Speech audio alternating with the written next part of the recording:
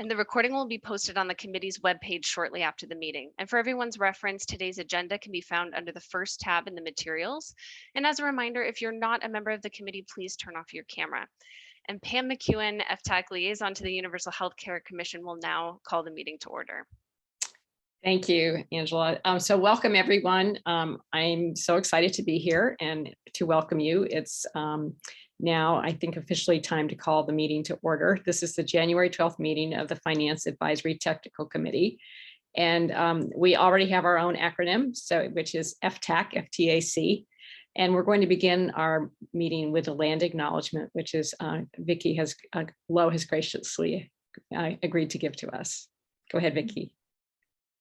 Newton, thank you. I squatchy Vicki Lowe since sna statithlum new skliam since sna new hawk. My name is Vicki Lowe. I am Jamestown Slalom and Bella Coola First Nations from Canada. I'm also the chair for the Universal Healthcare Commission, and so excited to be here for this first meeting, but we wanted to start in a good way. And I think it's always important for us to understand that the land that each and every one of us is on is Indigenous land, that land was taken under duress from Native people. And so it's really important that we honor the stewardship of our ancestors and of the tribal leaders and Indigenous people across the United States and in our own state. Where I live, I have a privilege of living on the land of my own ancestors, and not every Indigenous person has that privilege. I live in the land of the Jamestown Slalom, so this Tithlum New Skliam. Slalom means strong people. And I really encourage each and every one of you to learn about the Indigenous people whose lands you lived on and understand their history and understand what that means today. And healthcare is really an important issue for American Indians, Alaska Natives. And so that's why you see us in a lot of healthcare meetings. But I just want to raise my hands to all of the Indigenous people in Washington State and across the United States and in the world who have taken care of these lands and waterways from time immemorial. So thank you, Pam, for letting me do that. Thank you. Thank you, Vicki. I want to just reiterate the welcome for everyone who's here today. And I'm going to start by just reviewing our agenda. We're going to begin with a roll call, which Angela will guide us through, and that'll be an opportunity to get to know each other better, hear a little bit why we're here. And I'll go into my own self-introduction at that time. After the roll call, we're going to hear from Vicki Lowe, who we just heard from, our commission chair. And then we'll have time for public comments, which we will typically do at the beginning of meetings. After public comment, Dana Gigler, who's the Assistant Attorney General, will provide the committee with Open Public Meeting Act training. And then we'll have our consultants, Health Management Associates, will present an overview of the Universal Healthcare Commission's work from 2022. And then we will go back to some more training, which is our public records training, again from Dana. And then finally, we'll be looking at the Commission's approach to work in 2023, and then talking about our schedule, our upcoming schedule. We'll have time for some question and answers and discussion, but I'd like to encourage people to ask questions as we go along, as you have them. We want to encourage open discussion and inquiry as it happens, so especially in this first meeting, so we can get questions answered early on. And it's also our chance to get to know each other. Thanks to everybody for your time and effort and for making the time and commitment to be here. I want to turn it over to Angela now to go through roll call. Thank you, Pam. Good afternoon again, committee members, and welcome to the first meeting. I'd like to introduce myself. My name is Angela Castro. My pronouns are she, her. I'm a senior health policy analyst at the Healthcare Authority, and my role in FTAC is as FTAC administrator. I'm originally from California, where I began my work in public health just over 10 years ago in healthcare delivery in integrative oncology at UCLA, where I also mastered in public health. And 2 years ago, I was very fortunate and got an opportunity for a postgraduate internship here at the Healthcare Authority as a legislative affairs analyst. And for the past year, I have been supporting our state's public option, known as Cascade Select, and the work of the Universal Healthcare Commission. And I am delighted to introduce you to my colleague, Mandy Weeks-Green. Good afternoon. I'm the Coverage and Market Strategies Manager at the Healthcare Authority. And as a part of my responsibilities, I manage the Universal Healthcare Commission. I am experiencing some technical difficulties right now, so I apologize my video is not working today. But I am so happy that you'll be working with the Commission to undertake this vital work. And I'll turn it back to Angela now for roll call. Thank you, Angela. Thank you, Mandy, and so glad also to see other HCA staff here from our boards and commission staff and Chief Policy Director. We've all been looking forward to this meeting for a long time. So we'll go ahead and go through roll call now of FTAC members, and I will call on members by first name in the order listed on the agenda, though Pam is actually first. And when your name is called, please unmute your microphone and let us know that you're here and tell us a little bit about yourself as well as what you're maybe most looking forward to in this work. And then please mute your microphone again. So we will go ahead and start with Pam. Thank you, Angela. I'm Pam McEwen. I am most recently CEO of the Health Benefit Exchange. I was at the exchange for 10 years. So through the launch and through many ups and downs, and I think more ups towards the end of the time, my time there, as we were a very hardworking, innovative organization. I retired in June.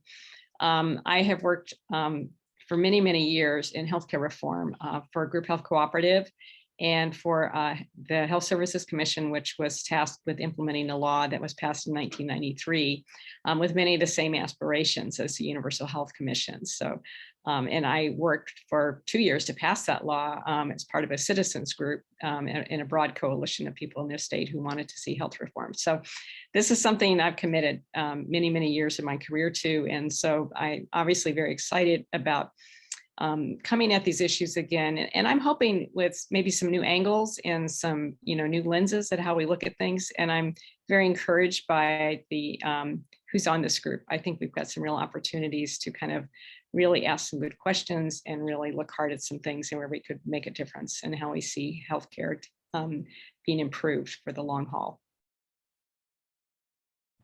Wonderful. Thank you so much, Pam. Next, we have Christine Eibner. Hi, thank you. I'm Christine Eibner. I'm a senior economist at the Rand Corporation. I'm a health economist. I've worked in healthcare reform for over a decade now, including national level reform related to the ACA and various tweaks and changes to the ACA. And then more recently, a lot of state level reform, analyzing the potential impacts of different policy options that states could adopt to try to get closer to universal coverage. And so I'm very excited to be part of this committee. Washington State has, been a role model for a lot of the work, being at the forefront of many different kinds of reforms. And it's really exciting to be sort of translating that research into now something that's, much more focused on an immediate policy change. Thank you, Christine. And next we have David DiGiuseppe. Good afternoon, everybody. It's nice to meet you all. I am here and I am the Vice President of Healthcare Economics at Community Health Plan of Washington, which is one of the 5 Medicaid managed care organizations in the state of Washington. We're unique in the sense that we were founded and we are governed by FQHCs, or Community Health Centers. So we have a close relationship with those organizations in the state of Washington. February will mark my 19th year at Community Health Plan of Washington, or CHPW, as we call it. Prior to joining CHPW, I worked at the Child Health Institute at the University of Washington, supporting outcomes research and running statistical models for principal investigators there. At CHPW, I've performed a number of duties from product development to strategic planning to managing our care management functions. And today, I largely handle the analytics side of our finance activities. I am a proponent of helping the system work better for everybody, especially those who need it most, and a big supporter of the idea of getting everybody coverage, and happy to be here with all of you to work toward that end. Thank you so much, David. Next, we have Esther Lucero. So hi, good afternoon, everybody. My name is Esther Lucero, and I am Dene on my mom's side, Latina on my dad's side, and I have the privilege of serving as the president and CEO for the Seattle Indian Health Board. So David probably familiar with us. We operate a community health center. We're a federally qualified health center. We're also deemed an urban Indian health organization by statute, meaning that we're part of the Indian Health Service system and we serve Native folks who reside in urban areas. Additionally, we operate the Urban Indian Health Institute, which is our public health arm. So we have a tribal epidemiology center, which is one of 12 tribal epidemiology centers in the nation, where we do data surveillance, indigenous evaluation, and all of those public health things that we really desperately needed during COVID and continue to need during COVID. So I'm happy to be here with you all and look forward to this very important work. Thank you, Esther. Next, we have Eddie Rouser.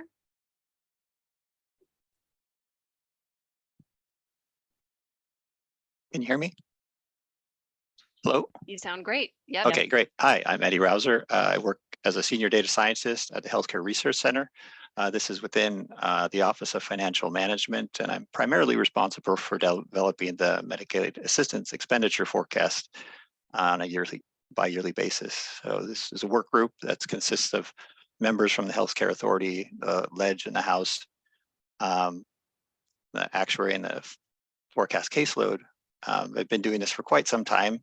So costs around medical expenditures are near and dear to my heart. So I look forward to serving on this board. Thank you. Thank you, Eddie. And next we have Ian Doyle. Good afternoon, everyone. My name is Ian Doyle. I'm the Assistant Legislative Liaison for the Department of Revenue. I've worked in tax policy, tax administration for the last 8 to 9 years, and I'm looking forward to working with this group and see all the different angles there are for funding a program like this. Thank you. Thank you, Ian. And Kai Young. And Kai let me know that he's unable to attend today's meeting. So we will move to Robert Murray. Yes, hello everyone. I'm Bob Murray. I currently am a consultant at my own consulting firm called Global Health Payment. It specializes in the development of payment systems for healthcare providers, primarily hospitals. I'm originally from California, grew up in the Bay Area, also went to school, have a BA and MA, an MBA from Stanford University. My background in healthcare really came primarily from my stint as deputy director and also executive director of Maryland's unique all-payer rate setting system. The agency I worked for was the Health Services Cost Review Commission, and I administered that system. I was the chief administrator, as well as during my time, we developed a number of different payment models, and most recently experimented with global budgets with hospitals, which kind of expanded into global budgets for all hospitals in the state. There's a current demonstration. Since leaving Maryland, I've been a consultant and also a health services researcher, writing a number of articles on payment reform, payment models. And obviously that's my primary interest, and I'd like to add some information or knowledge that might be able to help Washington in the area of payment reform. Thank you. Thank you very much, Robert. And finally, we have Roger Gantz. Good afternoon. A note of apology. I'm still trying to master Zoom, so if I'm looking to the side, it's because I can't get my camera to set correctly. Let me say it's quite a pleasure to be with the group today.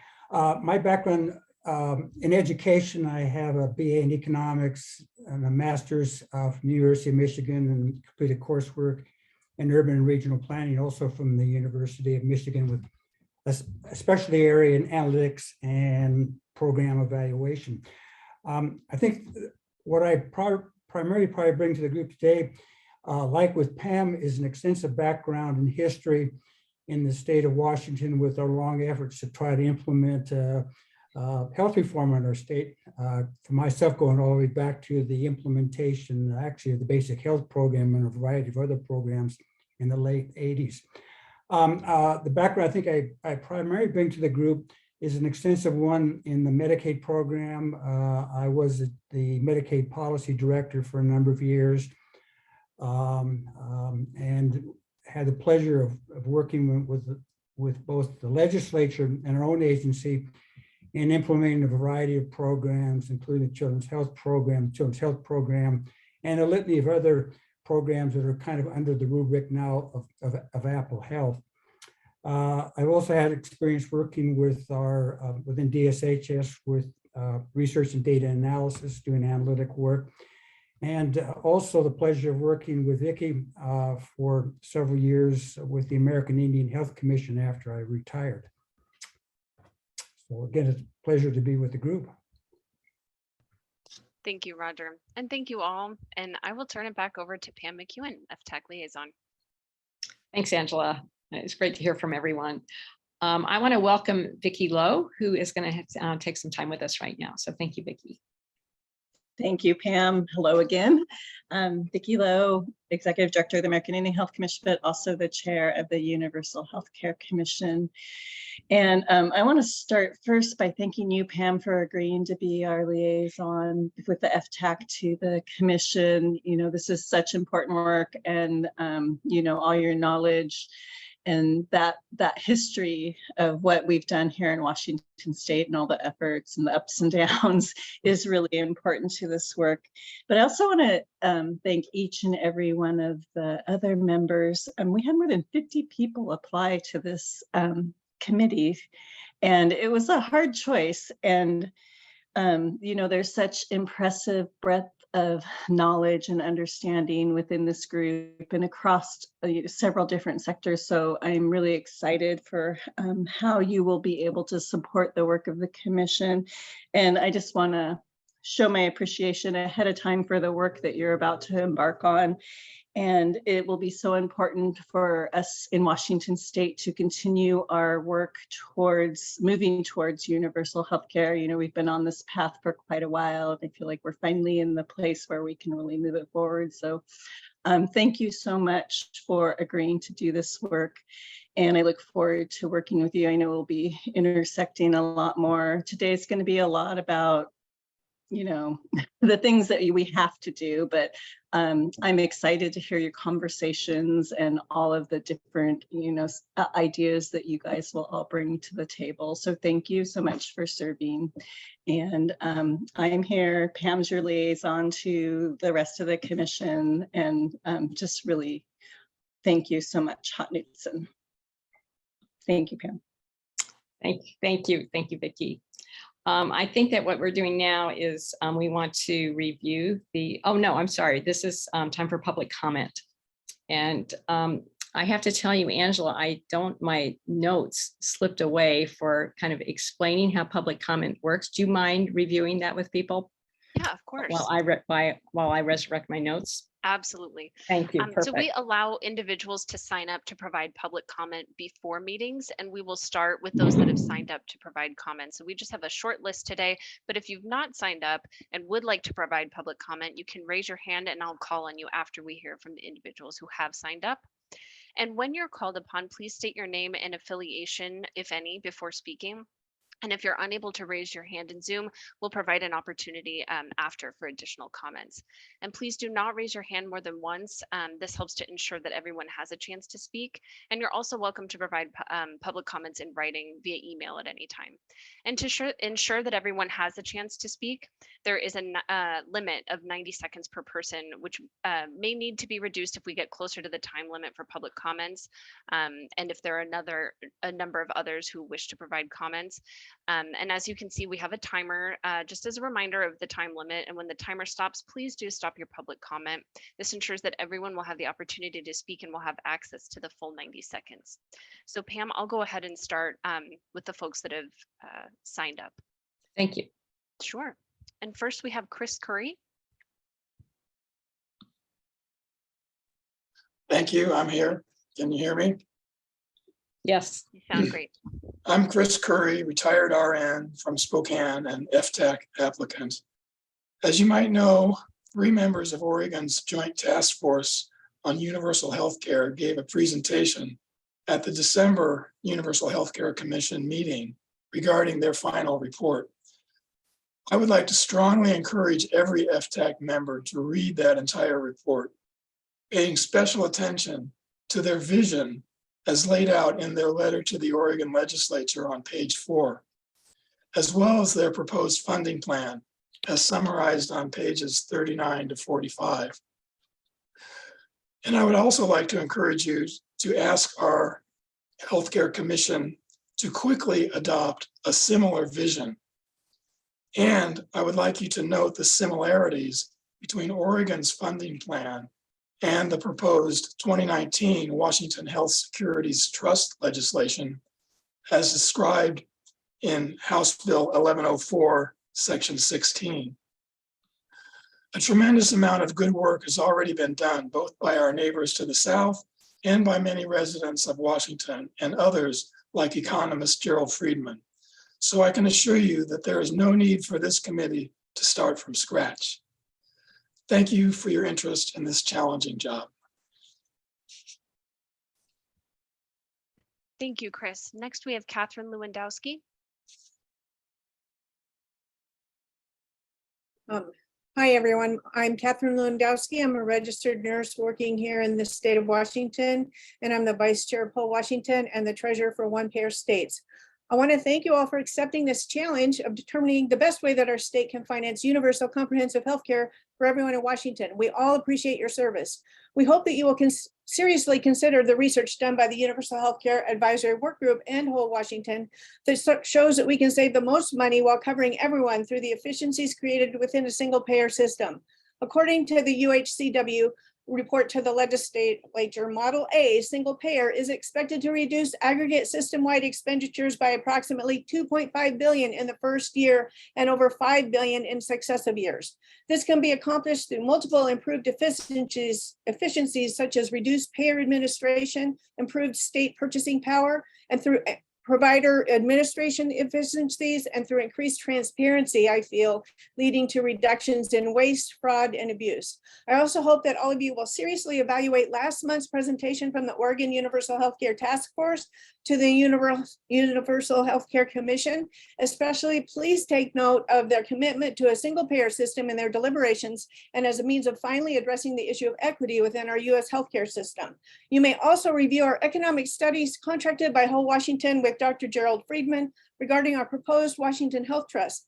I will attach a study to the later. I understand that the studies are all complicated by the fact that all of them have been done before the pandemic, and so the stats will certainly not be exactly as the predictions say. And I'll send my rest in written comments. Thank you. Thank you, Catherine. Thank you. And finally, for our folks signed up, we have Maureen Brink-Lund.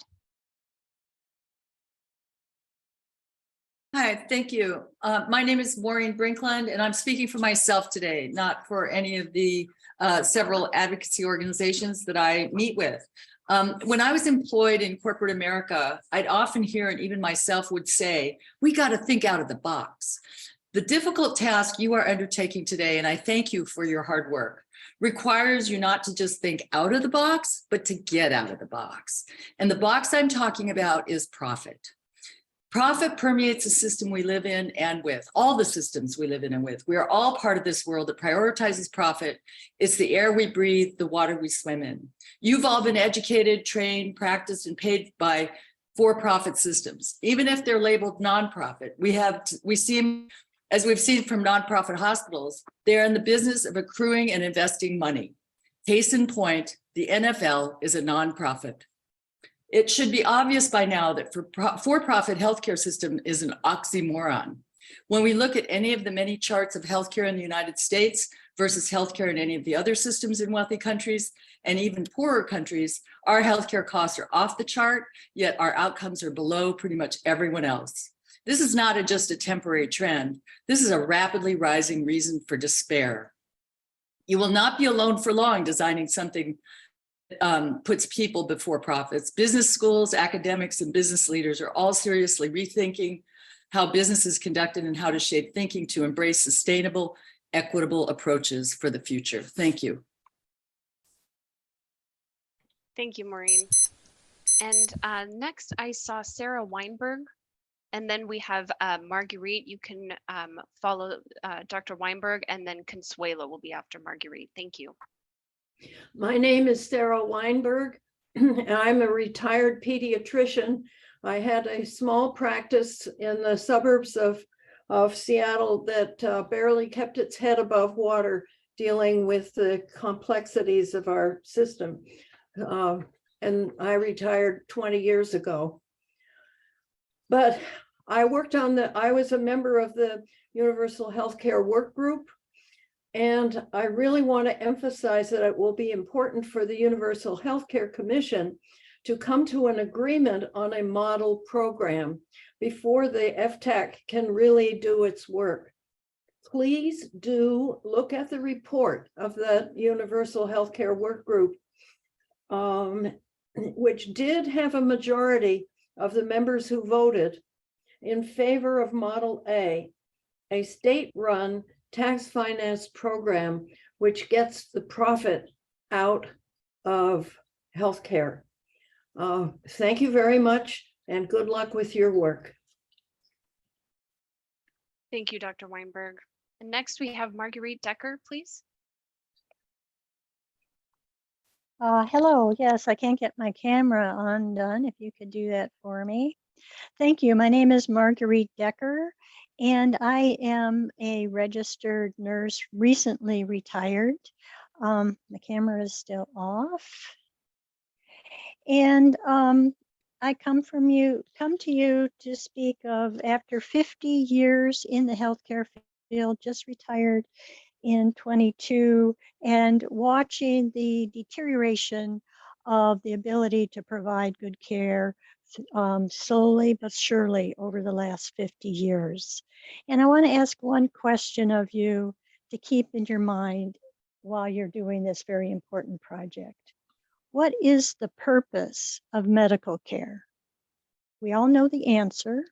The answer to medical care is to heal and comfort.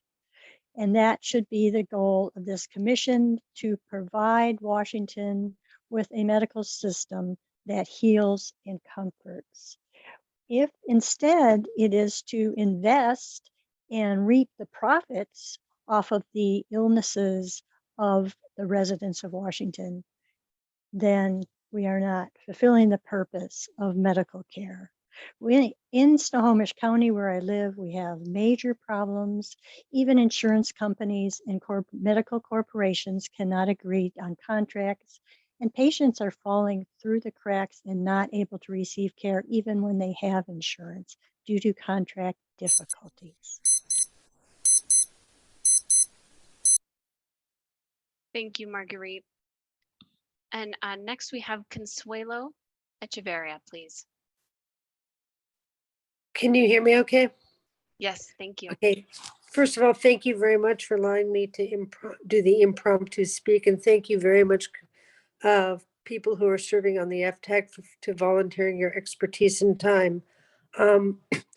I absolutely echo everybody else's comments. And I just would like to remind the commission, as well as the Universal Healthcare Commission, what I believe it was, oh geez, I'm just forgetting his name, from Oregon, who said that we have to have a moonshot project, that it needs to be a moonshot, that we need to gather all of our resources and think really big. And I believe in this. I believe that we have the potential to make an incredible change in the way that we deliver healthcare, and we can make every Washingtonian healthy. I really look forward to your work, and thank you so much for your service. Thank you, Consuelo. And Warren George, do you have your hand up to provide public comment? Yes, I do. Excellent. Thank you.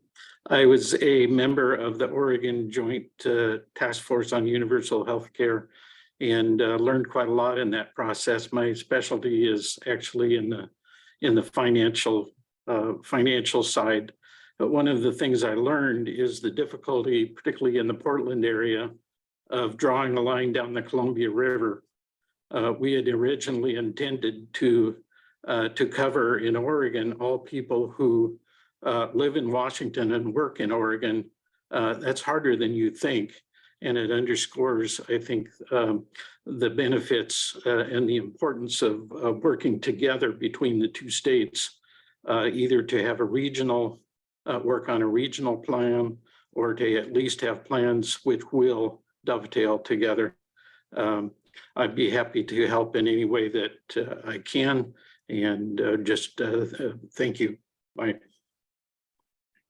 Thank you, Warren. Is there anyone else who would like to provide public comment and hasn't yet?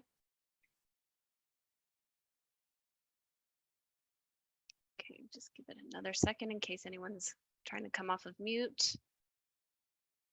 Okay, thank you all for providing your public comments, and Pam, back to you. Thank you, Angela. And I want to thank everybody who took the time to make comments today. This is a really important part of our work, is that this connection and the ability to hear from you. We are next at tab 3, which is the important training on the Open Public Meetings Act, and we will hear from Dana Giggler. Thank you. Okay, hello, can everyone hear me? Yes, hi Dana. Hi, great, thank you so much. And then am I correct that someone there has control of the slide, so I just tell somebody next slide? Okay. Yes. Okay, so we are going to do a quick just primer on open public meetings. So let's just go to the next slide. So the Open Public Meetings Act, together with also our Public Records Act, which we'll talk about a little bit later today, those two are known generally as Washington's open government laws, or also known as our sunshine laws. And the purpose of them is to allow for greater transparency in government and also for full participation of Washington citizenry. This little blurb here is actually in part of the statute itself, and notes that the intent of the chapter is that their actions, meaning actions of governing bodies, are taken openly and that deliberations are conducted openly. There's also a legislative declaration in the statute that I think is really important, and interestingly, this language is found both in the legislative declarations for the OPMA and for the Public Records Act. And I'm just going to read that to you because it's important. The people of this state do not yield their sovereignty to the agencies that serve them. The people, in delegating authority, do not give their public servants the right to decide what is good for the people to know and what is not good for them to know. The people insist on remaining informed so that they may maintain control over the instruments that they have created. And it also says that for these reasons, even when not required by law, public agencies are encouraged to incorporate and accept public comment during their decision-making process. Now, in our case for this Finance Technical Advisory Committee, the OPMA does not strictly apply, but nevertheless, HCA, as the administrative support for it, is helping the committee to follow most of its concepts and its structures. So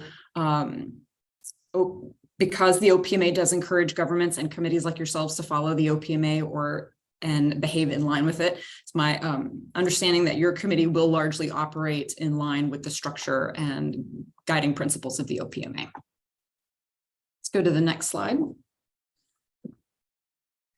So the basic requirements of the OPMA are that all meetings of a governing body of a public agency shall be open and public, and all persons shall be permitted to attend any meeting of the governing body of a public agency except as otherwise provided in RCW 4230, which is just the statute for OPMA. Now, governing body includes a state board, commission, committee, department, educational institution, or other state agency which is created pursuant to statute. It can be counties, cities, schools, or school districts rather, special purpose districts, other municipal corporations. And sometimes they're sub-agencies which are created by or pursuant to a statute. However, there are certain instances where it specifically does not apply, like quasi-judicial matters or collective bargaining or matters that are governed by the Washington Administrative Procedure Act. So here, while the OPMA does not specifically apply to this committee, it does statutorily apply to the Universal Healthcare Commission that you'll be working with and advising. So bear that in mind. So because these laws will absolutely govern how that committee conducts their business. Okay, next slide. So the OPMA defines a governing body to mean a multi-member board, commission, committee, council, or other policy or rulemaking body of a public agency or any committee when that committee acts on behalf of, and that part is important, the governing body conducts hearings or takes public testimony or comment. Committees, so I mentioned this act on behalf of piece. A committee or a subcommittee that acts on behalf of a governing body is sort of like what the courts have found, that that's where the governing body is sort of a de facto governing body, or sort of acting in their stead. So sometimes even if a statute doesn't necessarily make the OPMA apply, committees can behave as if it applies, and which can cause courts to find that it does. The governing body may include advisory bodies if that body's advice is necessary for another governing body to act, and the body has been created by the legislative or the higher body. Okay, let's go to the next slide. I'm trying to keep an eye on time. Now, meetings. What exactly is a meeting? It turns out it's quite broad. A meeting is any meeting where a public agency takes action. Now, action must have a collective intent of transacting the governing body's business. And this can include a lot of behavior, and we'll address that in detail in a bit. A meeting requires a majority of its members, so a quorum, so greater than half. If you have less than a quorum of your committee or your governing body present, then you were not engaged in a meeting, except in the instance of a serial meeting, which again, we'll talk about that in a minute. So for example, if you don't have a quorum present, but yet you had an exchange of emails, right? A serial exchange of emails, you could end up in a world where you had a quorum present, although not all at the same time or same place. A meeting does not have to be titled a meeting. It could be called a retreat or a workshop or a luncheon or a carpool. So basically, anytime you've got a quorum of your members present and transacting business or taking action, then you're having a meeting. And every meeting must be open to the public.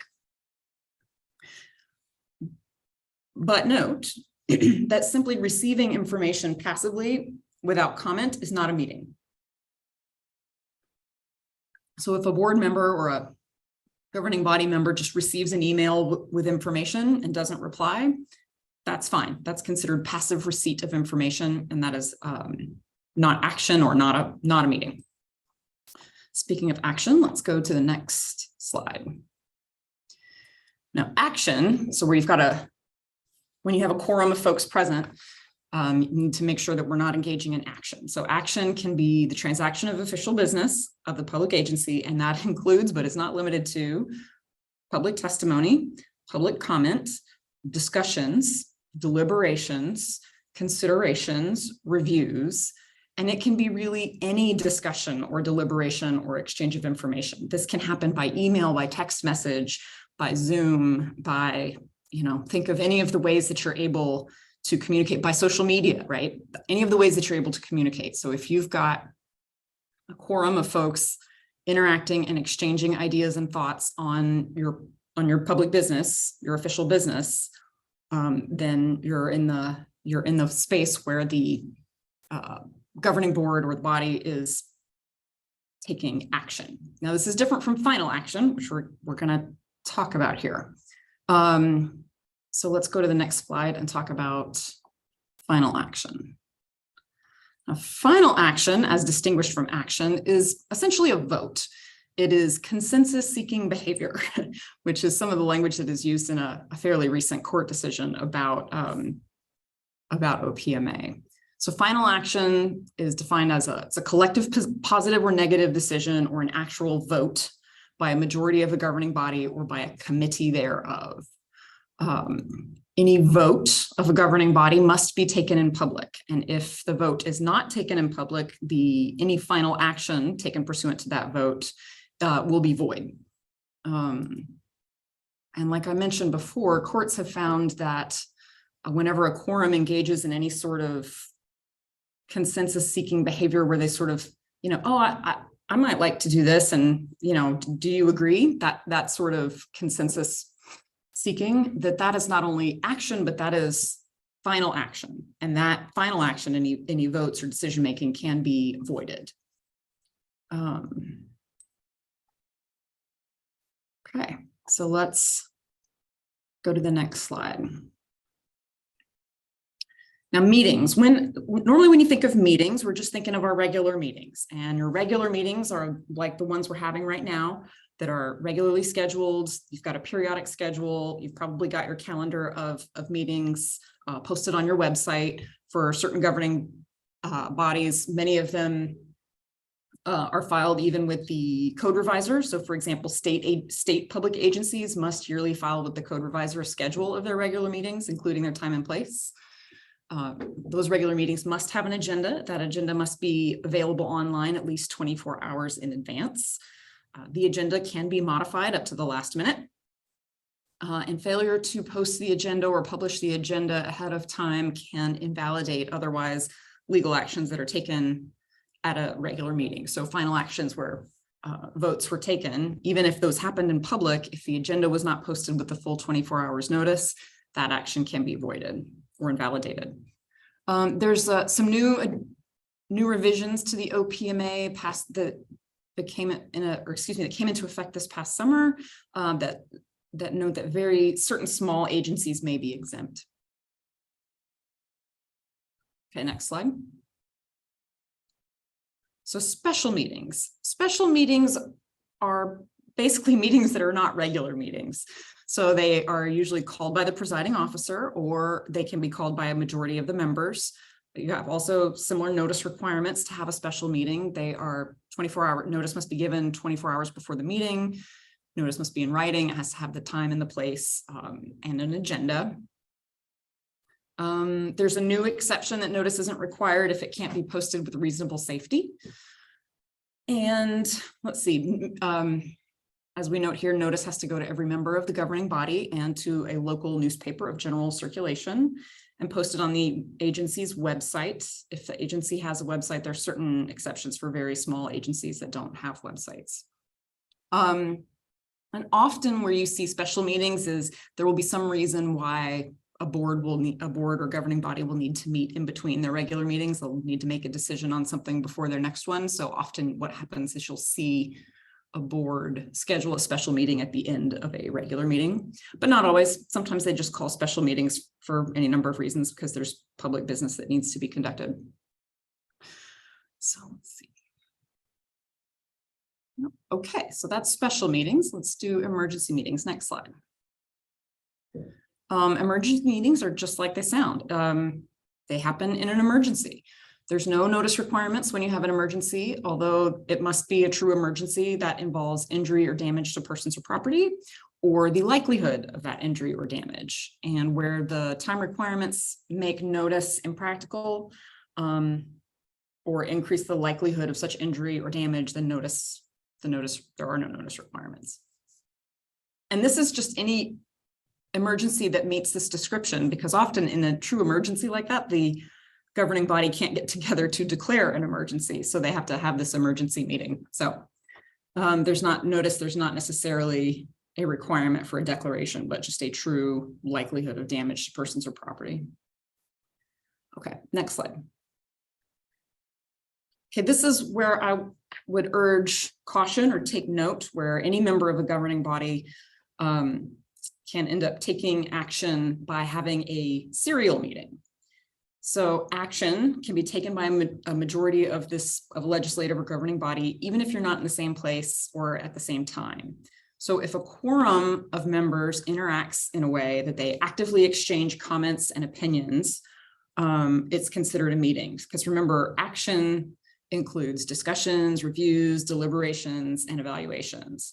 So I'll have the citation for you on our next slide, but there was a case, and I think it was 2020 Egan versus City of Seattle, where you had, I can't remember, there was something like a dozen or so members that engaged in, there was a text message to one person and then a phone call to another person and then an email to another person, where there's sort of daisy chain, where at no point in that line of communication was a quorum present, but because a quorum ultimately participated in the communication and there's a collective intent to take action, the courts have held that that sort of behavior is a serial meeting. The fact that the members may not even recognize that they're meeting doesn't matter. If there is a collective intent to act, then courts have held that that is indeed a meeting, and that collective intent to act is consensus-seeking behavior, and that action could have been avoided.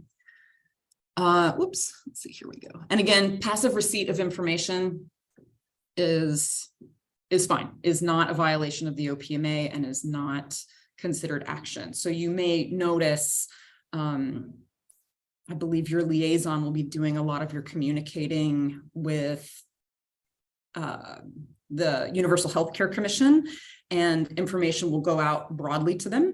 And you may notice that because OPMA applies to them, they won't respond, right? Because then that starts getting into comment and exchange of ideas and information in a way that might not be public and could potentially be an OPMA violation. So members of a body that are subject to OPMA can passively receive information. They just can't have discussions in outside of the public meeting. Next slide. Now, collective intent to meet will depend on the facts. Let's see, I just described to you the facts in Egan versus City of Seattle, where there was a series of emails, phone calls, text messages, where a court found that there was a collective intent to act. However, there was a different case called Citizens Alliance v. San Juan County, where the court found that there was no OPMA violation because, in part, they found that not all council members responded to these communications. So communications were going out and some of the council members just received those communications but did not respond.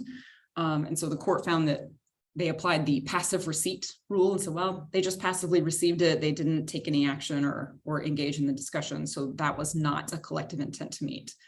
Whereas in Egan versus City of Seattle, there was lots of communication going on. Okay, next slide.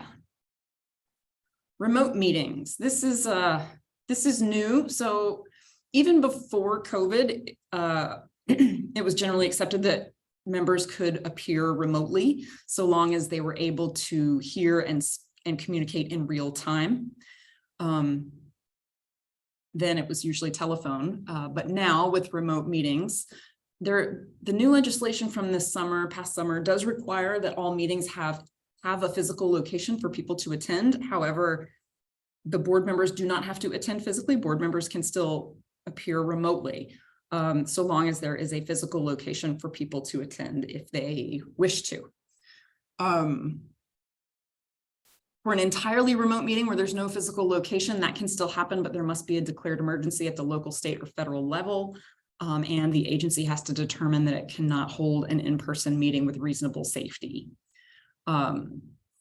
Also, with any remote meeting, public has to be able to listen in real time, and notice must include, any notice of a remote meeting has to include their remote participation instructions. So like the Zoom link or the Teams link and any phone numbers that you would call into. Next slide. Executive session. I won't spend a ton of time on this, but this is basically to let you know that there are some instances where meetings can be held behind closed doors. Those instances are very specific and they are listed in the statute that's given there for 4230-110. If a body goes into executive session, they have to state publicly the reason they're going into executive session, how long it will last, when it's anticipated to be over, and then if executive session needs to be extended, it can be, but that extension has to be announced, and the body cannot resume until that time has come. Okay. Next slide. Public attendance must be permitted. An agency or a board or committee governing body cannot place conditions on the public in order to be to sign in or anything like that. Can set reasonable rules of conduct.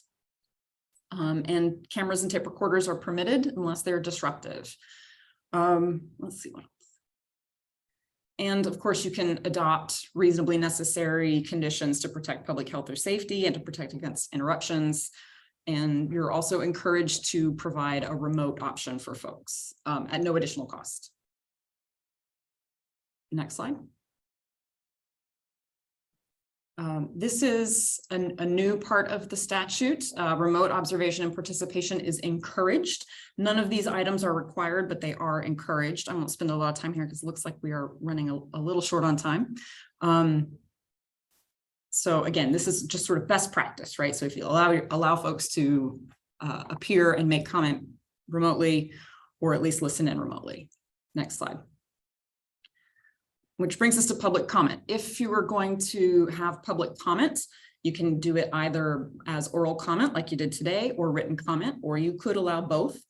If a body is going to allow oral comment, then the governing body must provide reasonable accommodations for folks with any sort of disability or limited mobility issues to allow them to make an oral comment by phone or remotely if that's necessary. So make whatever reasonable accommodations would be necessary to allow everyone to participate.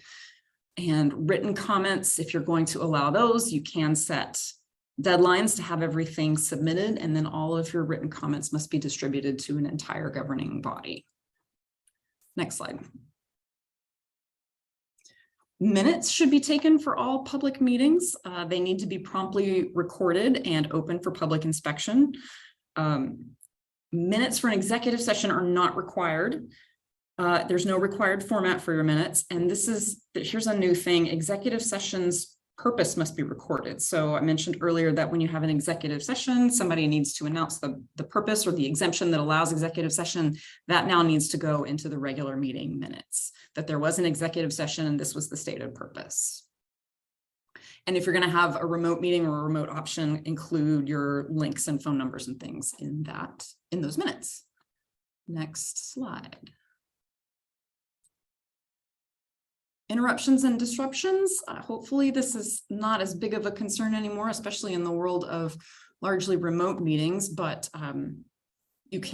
bodies may stop individuals from speaking when they're not recognized to speak, and the OPMA does provide a procedure for dealing with disruptive situations or the ability to move a meeting to an alternate location and resume the meeting in the event that something is really disruptive. Next slide. And then penalties. So there can be an individual penalty up to $500 for their first violation or $1,000 for subsequent violations. If there's litigation and an OPMA violation is found, the court can award costs and attorney's fees. If the board has engaged in some sort of final action and passed an ordinance or a resolution or made some sort of official decision, if there was an OPMA violation, that could be voided, which means you'd basically do the work over again, but in a public, actually in compliance with OPMA. And for elected officials, OPMA violations can be a basis for recall from office. So OPMA is taken very seriously, and absolutely OPMA violations or the potential of them has found governing bodies in court on these things. And bear all of this in mind, particularly when you're communicating with anybody that is on a board that's specifically subject to OPMA, that they are not to be sort of commenting or engaging in any sort of decision-making discussion outside of the open process, especially if there is a quorum present. So, any questions? I think I went a little over.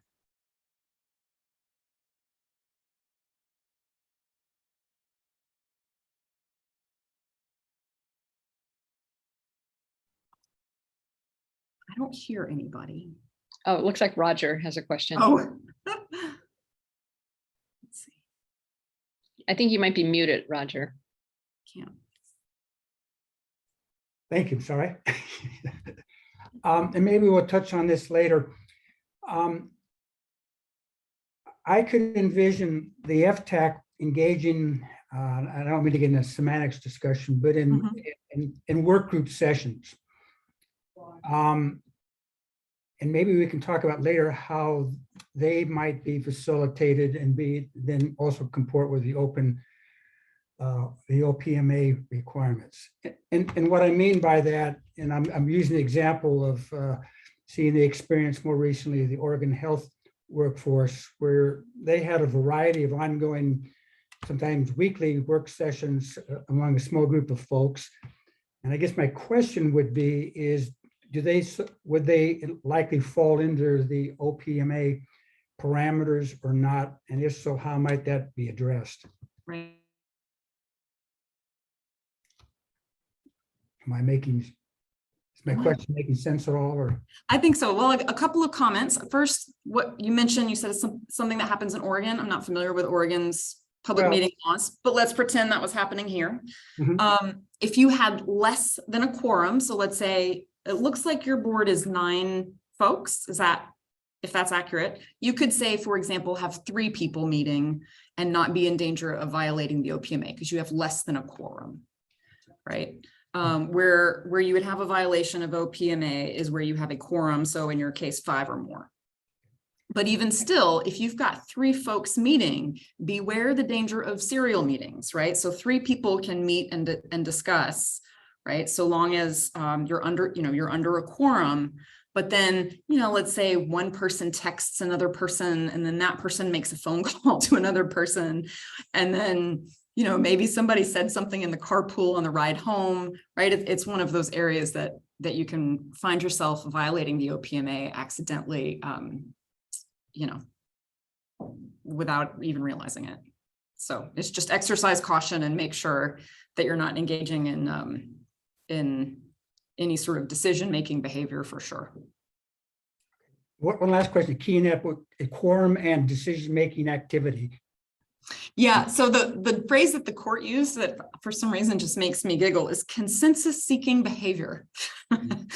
That was the behavior that was deemed the bad behavior, but really it's any action, and action is any discussion or deliberation at all, right? So anytime you have a quorum having any discussion or deliberation at all, that can be a violation of the OPMA, which could lead to a penalty. And then if decisions are made or final action is taken, that action could be voided by a court for a body that is subject to the OPMA. Thank you.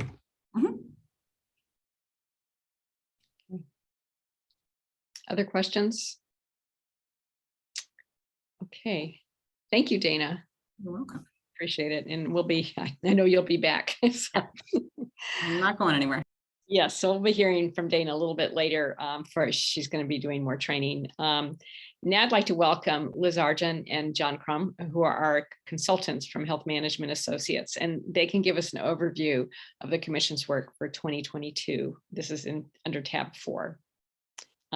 Liz and John. Great. Thank you so much, Pam. John, I'm just going to introduce myself and hand it over to you. Sorry, it looks weird. I'm like Roger, I have a camera somewhere else.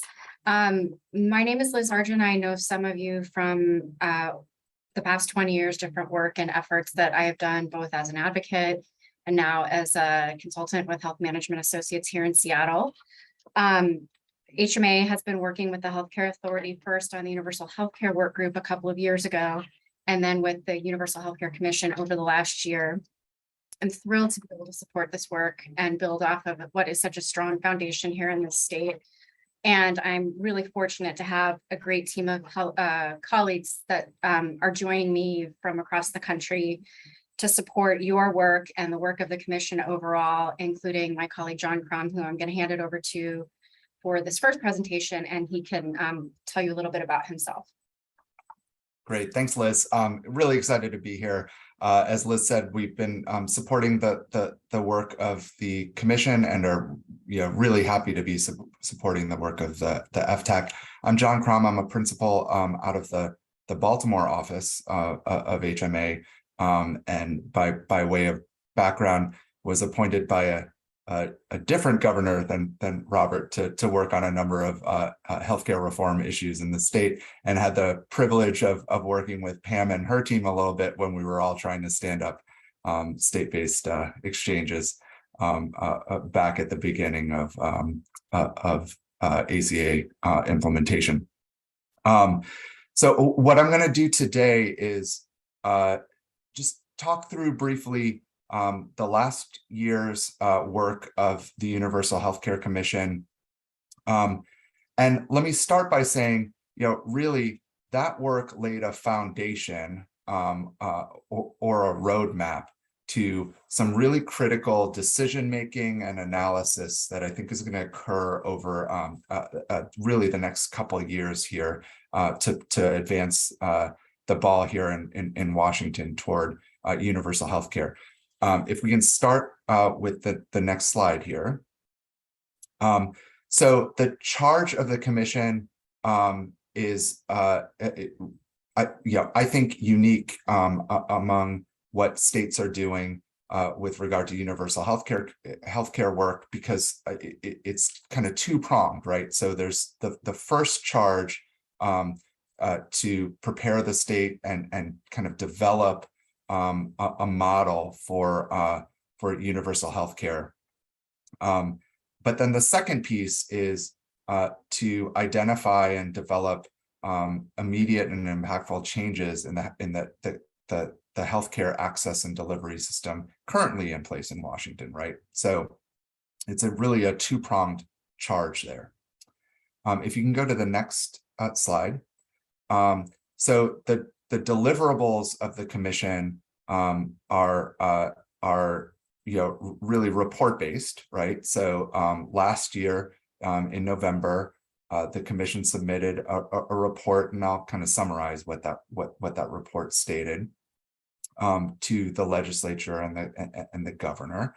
And then after November 1st, it continued to work to identify ways to implement the commission's recommendations, including setting up this committee, right? And then also, identified and tried to flesh out a little bit some of those transitional activities that is part of the charge of the commission. So from a deliverables perspective, every year annually, the commission is to submit annual reports and recommendations to the legislature and the governor. And so part of the work of this committee is to support that annual report and the development of those recommendations by providing all the wonderful expertise of this body. You can go to the next slide. So the commission's makeup, again, I think a really positive and strong aspect of the commission's makeup is that it includes not only experts from around the state, such as Vicky, but also representatives from some of the key agencies within the state who would be tasked with implementing, right, various changes and programs related to universal healthcare. So it's a really fantastic, I think, balance and makeup of commissioners. Go to the next slide. So the first year was really focused on, like I said, developing this framework of decisions and options that have to be considered along the way to planning out a universal healthcare system in Washington. And you can see that throughout the year, the commission broke out kind of components of a universal healthcare system and considered options drawing from work that is happening in parts of the Washington kind of healthcare landscape, right? So looking at Medicaid, the Medicaid program, looking at commercial insurance, et cetera, drawing from examples from other states who have been doing work on, for example, managing healthcare costs. And then looking at other countries as well who have developed interesting models for universal healthcare or single payer systems. Earlier in the year, there was also a synthesis of past analyses. Some of them were referenced in some of the discussion earlier today, because Washington has a kind of long history of considering options for universal healthcare. So we wanted to make sure that that the commission was aware of all of that analysis and that we weren't necessarily retreading some of that ground, right? So really from there, the commission considered really some of the core components of a universal system. I'll get into that a little bit more on the next slide. Assessed the overall readiness of the state to kind of develop or implement options for those core components, develop a preliminary strategy or roadmap for how the state could move toward a universal healthcare system, and then refine that with a little bit more of a detailed strategy for the work of the commission over the next couple of years, as well as identify some short-term solutions that the commission really framed as transitional solutions that focused on aligning existing coverage programs and enhancing the coverage that's available to Washingtonians today. And then, very importantly, the commission considered the work of the FTAC and how the FTAC could best support their work, and kind of established the charge and the bylaws and the recruitment of committee members. And then later in the year, the legislature had tasked the commission with an analysis, a specific analysis of reimbursement rates for Medicaid, and I'll mention that in a moment. And then finally, finalizing the FTAC and making recommendations for the work of this year that Liz will be walking through later this evening. So the commission did approve and deliver the final full report, which was great, and then made the selections for the committee members that sit here today.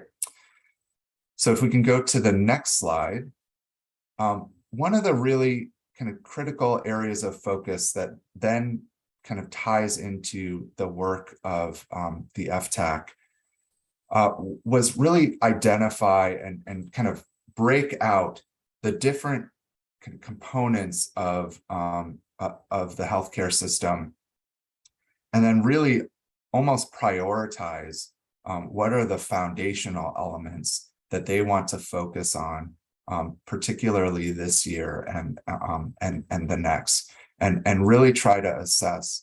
The commission talked about and identified different options for each of these, but really this year delving in a little bit more about what are the impacts and kind of implementation considerations for different options, and making recommendations about which is going to be the kind of best option for the state of Washington. The initial set of focus over the next couple of years is really this set here in the biggest gear on the bottom, the first gear to turn, right?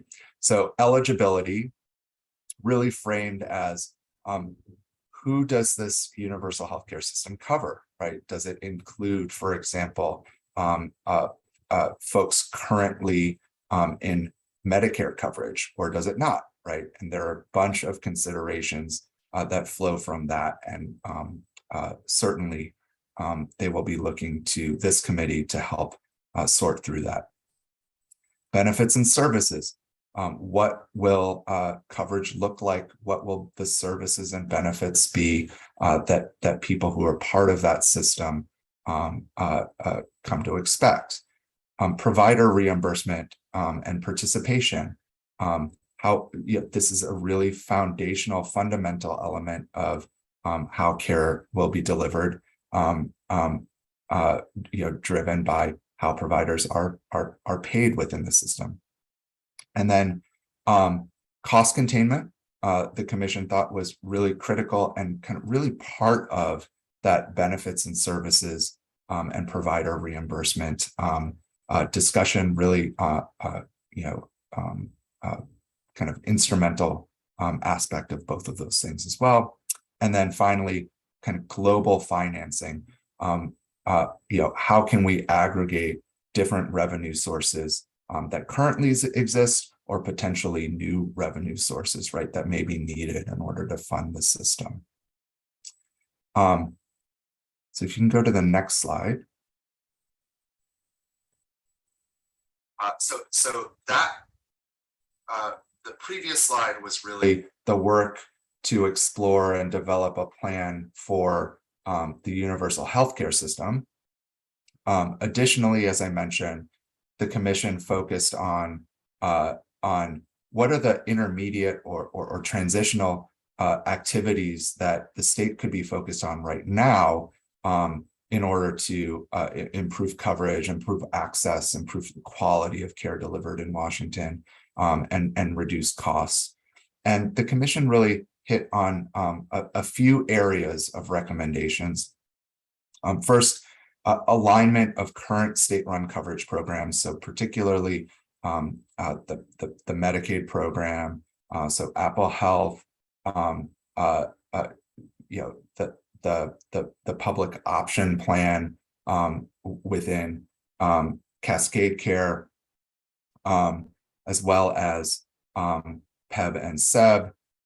There are a lot of people, a lot of Washingtonians currently in coverage, in state-run coverage programs, and trying to align, for example, the quality standards, the access standards that are contained within those programs, they viewed as a good first step.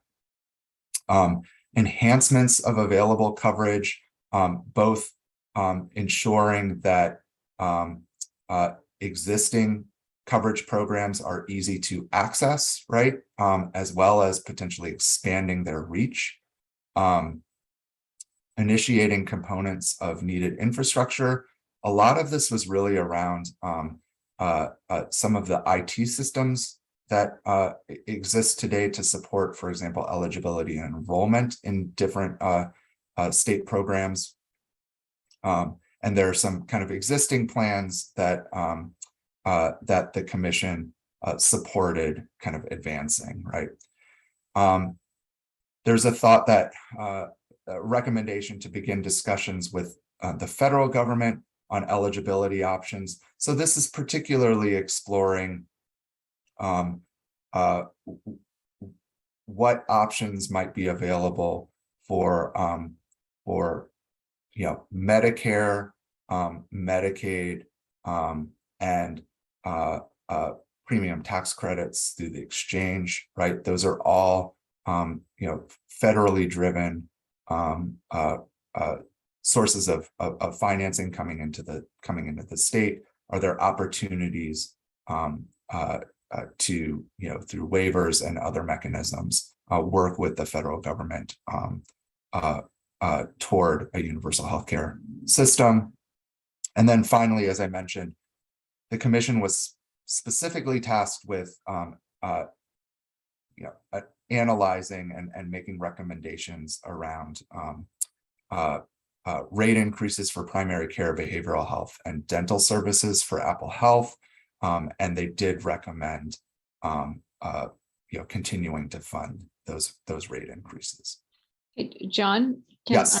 That's a question that's related to the slide, which is on the components of needed infrastructure. Could you say a little bit more about what those were? There were so many places you could focus on infrastructure. Yeah. So in this case, the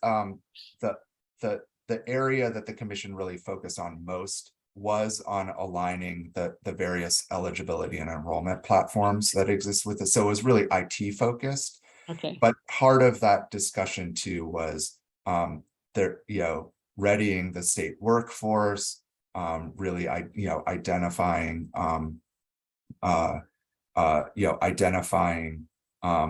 where there's programmatic overlap and can you start to kind of align, whereas in the first bullet, it's aligning kind of the programs themselves and the services and benefits that they're delivering. The fourth one really focused more on, can we align the infrastructure to deliver those services and maybe start to build some efficiencies across agencies. Any other questions?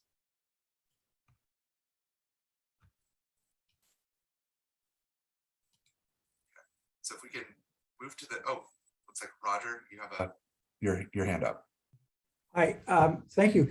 If I might follow up on that issue, and Pam, I think one of the issues that you'd mentioned, and I'm forgetting the name of the report, but there's a report out that might serve as useful background information to our work group of various state agencies. I know you, remember, serves me correctly, were a chair of a report that came out that talked about strategies of putting together an integrated eligibility system and the various steps to achieve that. And I guess I'm suggesting that might be a worthwhile document for our work group to have access to.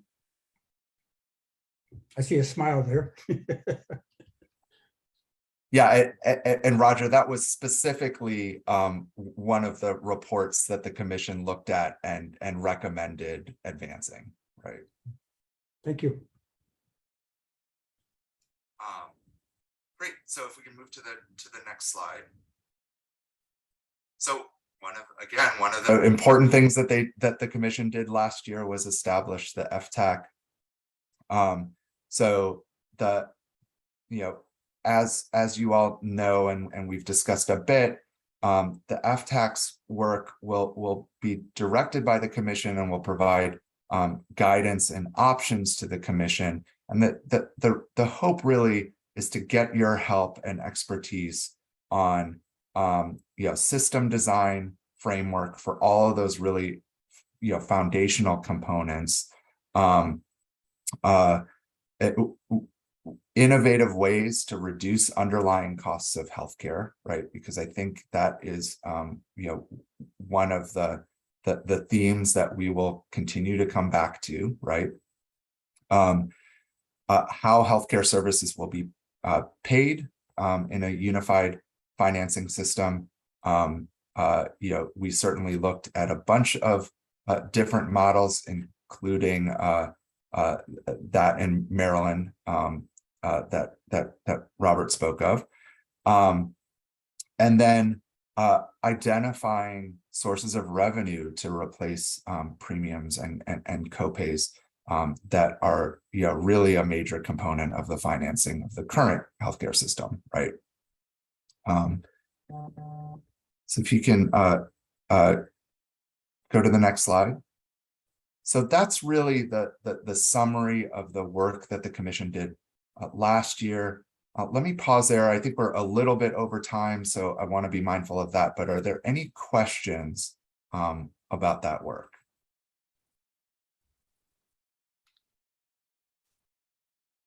I'm not seeing hands or questions, but I will say just for the staff who are here with us, and I think I'm not sure Vicki was able to stay, but I just think this is where guidance from the commission will be helpful, because those are really broad things you just put in front of us. And Roger's interest in, I could talk about integrated eligibility for hours, but I'm not sure that's what the commission wants us to be doing.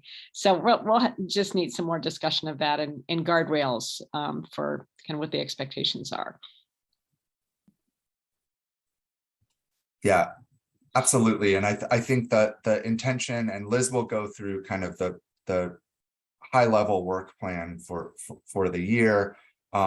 But I also think that some of the guardrails or focus areas are really identified in the report, which we'll discuss quite a bit with respect to where the commission was really kind of focusing in as the kind of critical decision points for each of those components. So in particular, for example, I alluded to before with eligibility, the question of is Medicare in or out is a big focus area, and I think one where this group could really help to flesh out the thinking around that. Great.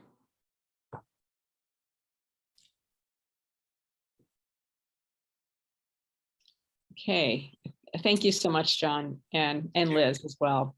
And now I think what we're gonna do is cycle back to our public records training, and then we'll come back to kind of expectations for the work in 23.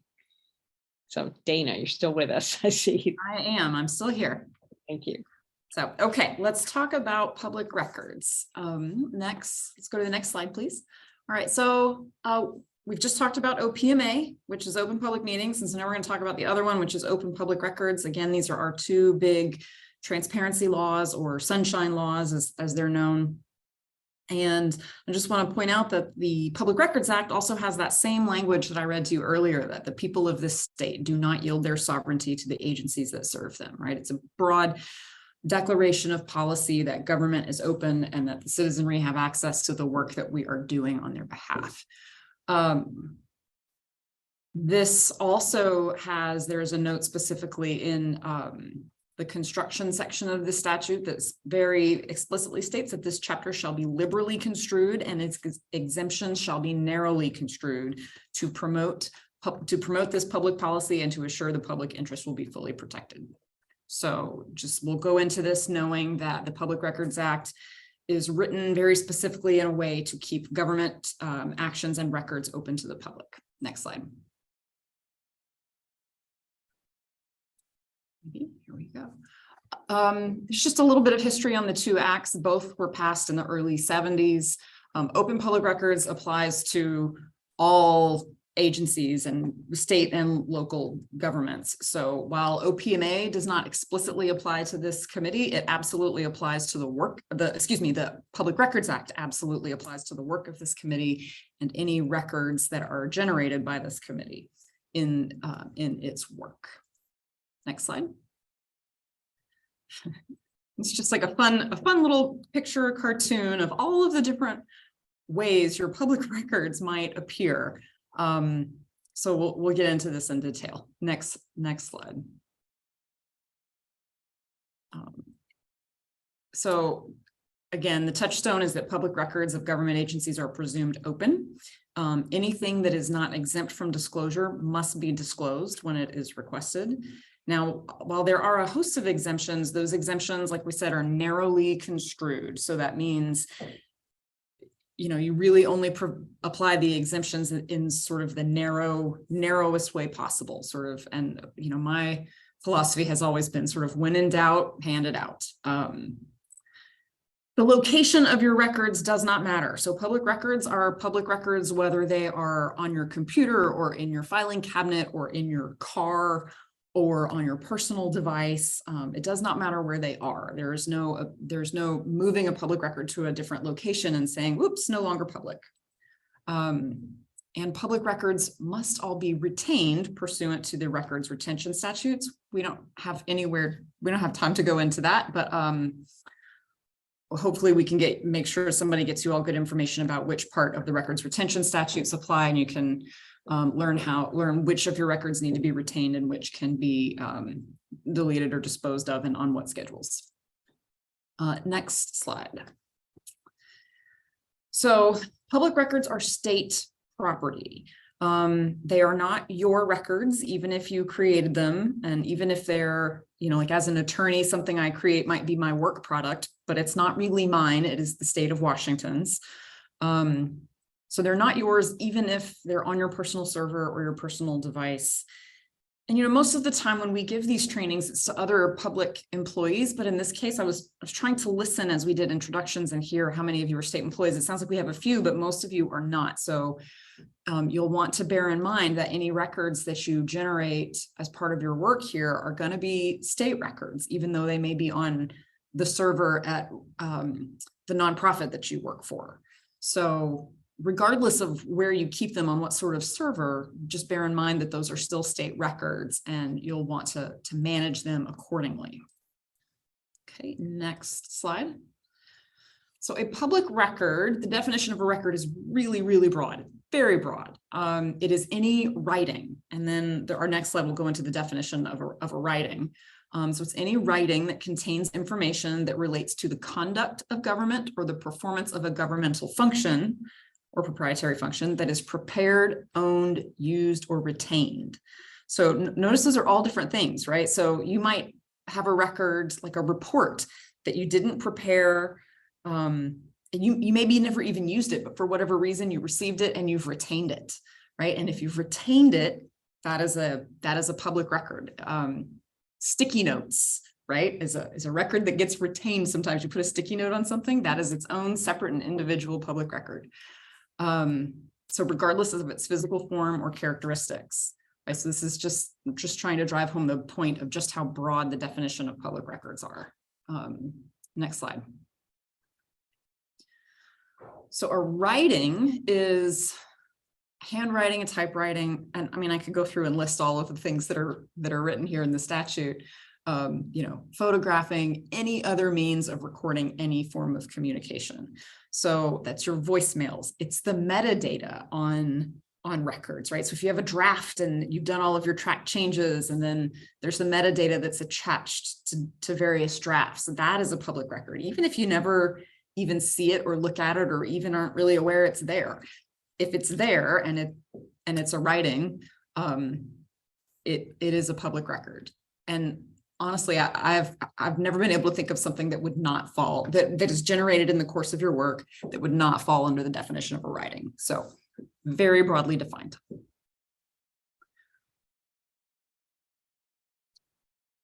Okay, next slide.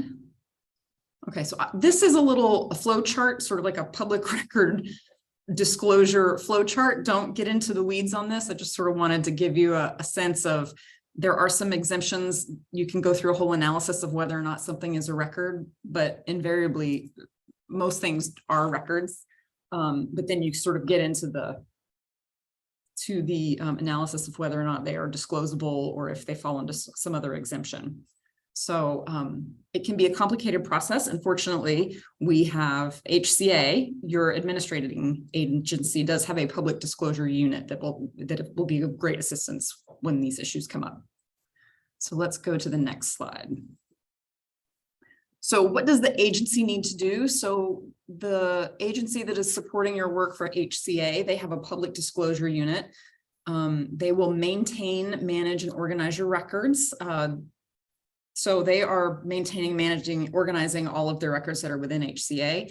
Keep in mind though, and there's the next slide, we'll talk about what you need to do. To the extent things are on your own devices, you'll want to manage and maintain those records yourself.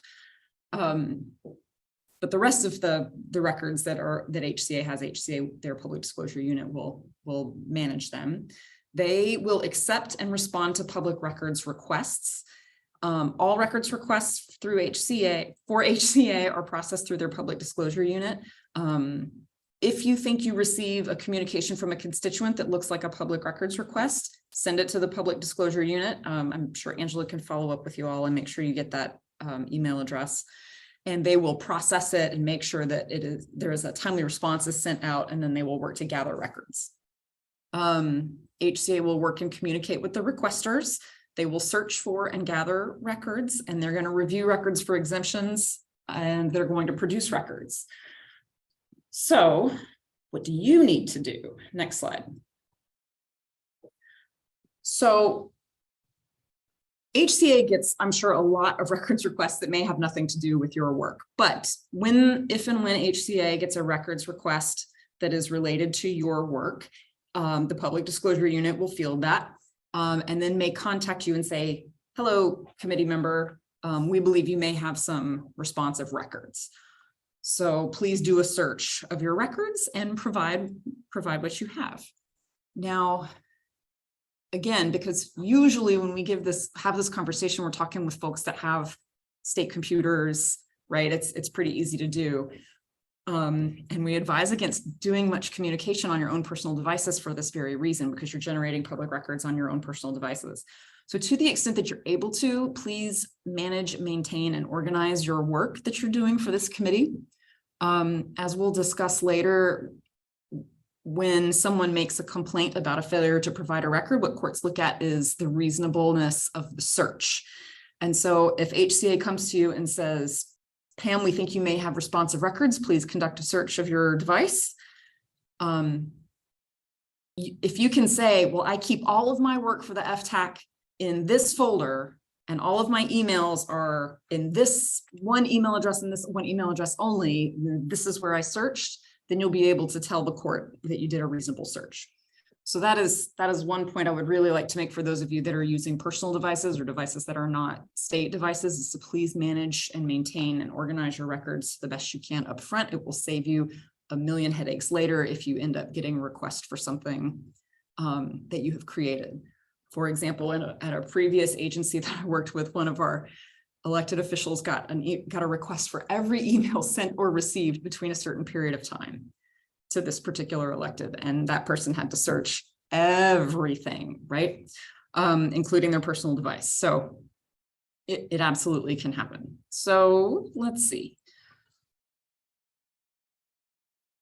The other thing is, bear in mind, if you get communications from constituents about your work, a request for records could be buried in there. So, you know, if somebody reaches out to you and says, here, I'm making this comment to you, and by the way, please provide this document, that the courts could construe that as a public records request. So if you get something that you think might be a request for records, be sure to pass it on to your public disclosure unit.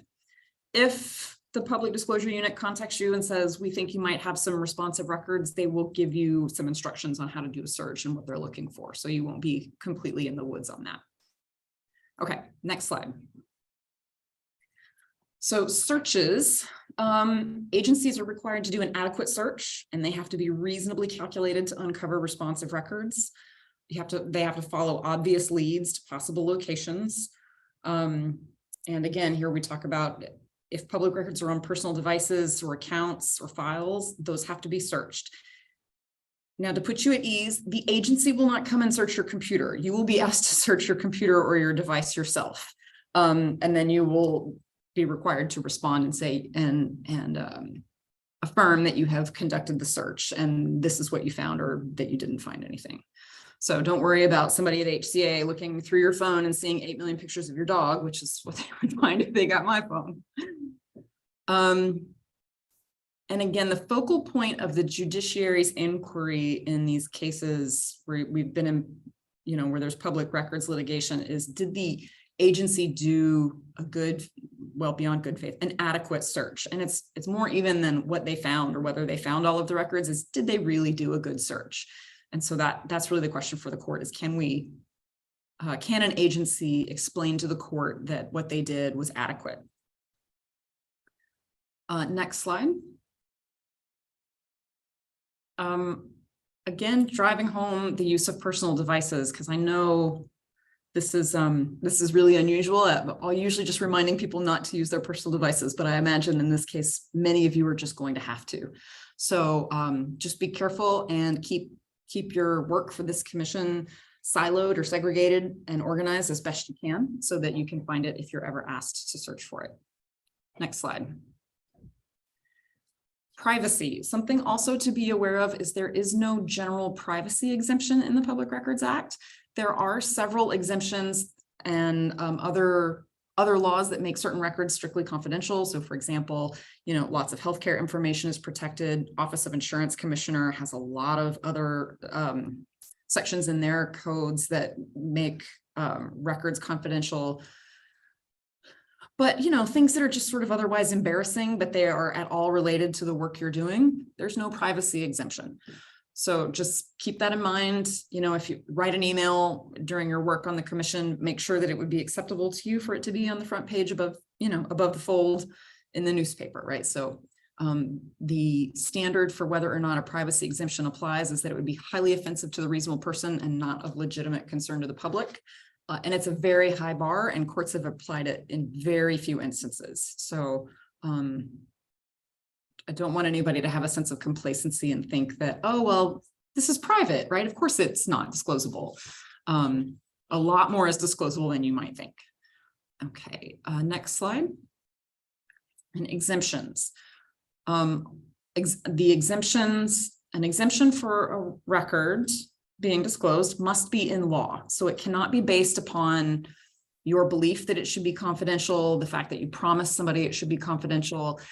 And proprietary information is a tricky place too. There are some very specific statutes that talk about confidential proprietary information, but with a lot of proprietary information, the entity asserting that a record is proprietary has to go to court and convince the judge that it's proprietary, and the judge decides whether it's proprietary before it gets released or not released.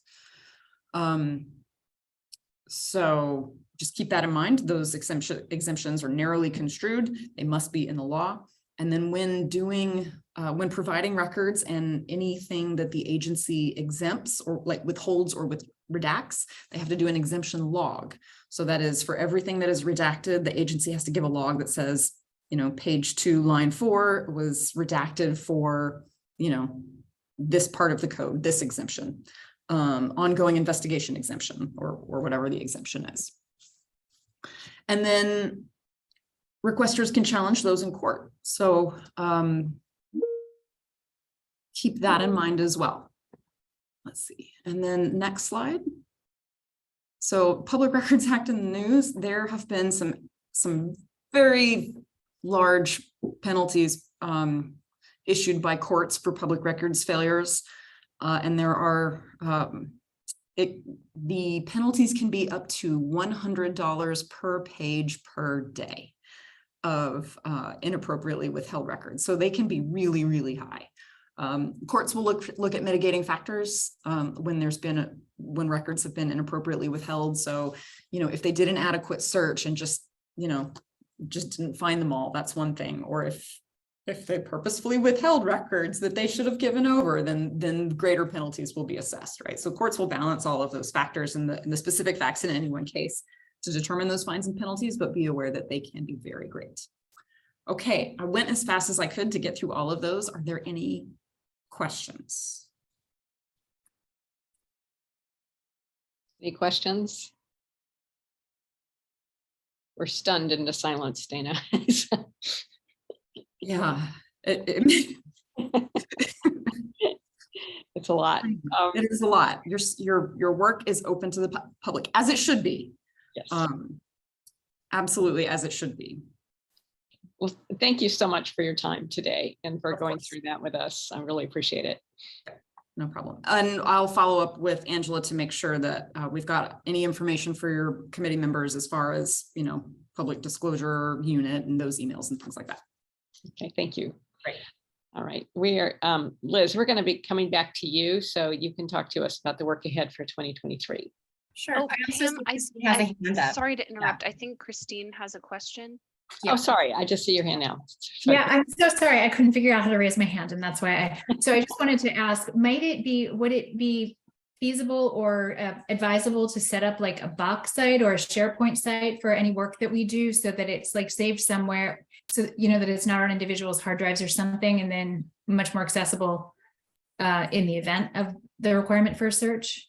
I'm not a super duper technical savvy, but that sounds like it would be an appropriate method of managing your work if you were able to put it on a share site, right? So that you can sort of silo your work so that, it's all in one place. The other thing, I was chatting with a colleague, I was like, you could maybe even just set up your own, like Christine Eibner, FTAC@gmail.com. So you had your whole separate email address. So that way, just for this work, right? So that way you weren't having to sift through your, whatever your business is or what, when you're not doing FTAC work, right? And you're not in your personal Gmail and like, here's my vet appointment or whatever. Yeah, I'd be happy to take that question back to Angela and the staff to see if that's, something we might want to do. Yeah. Thank you. Yeah, thanks for the question. Good question. Any other questions before? All right, thank you, Dana, and back to you, Liz. Thanks, Pam. Yeah, this is it's kind of mind exploding, trying to figure out how to do the work, but also make sure we're following the guardrails. So John had to drop off, and I just want to say I'm actually in my office, which is great, but I'm having some weird issues with my internet. So if I drop away for a second, I will come back, but there's something weird going on. I just want to say that before I get going. So I'm just going to follow up to what John said and help orient all of you to what the work ahead is going to look like. And so, Angela, we can go ahead to the next slide. I'm not going to spend a lot of time on here. John already covered this. We, you know, in an effort to try to make this work, you know, not bite-sized, but manageable, I would say, we really looked at trying to divide things up into foundational elements and then core components. And we talked a little bit about that when John was presenting. So I'm not going to spend a lot of time there. If we want to go to the next slide, Angela, I think, again, just reminding everybody, and I think we constantly are reminding ourselves in our support for the commission, that this is a unique commission and that it has a two-track focus. We have the short-term solutions and also the long-term design challenge in front of us, strategy that we have to do. And so, you know, it's wonderful in that there's the flexibility and opportunity there, but trying to manage the resources that are available to meet those tasks requires us to try to be as nimble as possible. So the work plan that we have really tries to reflect that. So if you want to go to the next slide, Angela, that'd be great. The other piece that is in the background of all this that John mentioned again is the requirement that there is an updated report every year to the legislature. And so that we just want to have that in the back of our minds so that you understand that part of the work plan is really kind of making sure that we're able to meet these deadlines. So any interim recommendations that are, you know, include any policy or financial implications, they need to be, you know, developed, at least drafted by the summer so that it can be part of the report that goes to the legislature in the fall. So that's sort of what we're working around. That's our timeline. And there's no end date on the commission, so we're going to continue to do the work. But in terms of the report and anything that we're putting in there, we need to have that part done by July, August. So if you want to go to the next slide, Angela, that'd be great. So again, that's what you see in this work plan. So this is the 2023 work plan that the UHC, the Universal Healthcare Commission, adopted in December. You've been asking a lot of good questions about how we're going to tackle all these big components. And you can see that we're trying to do that through this process by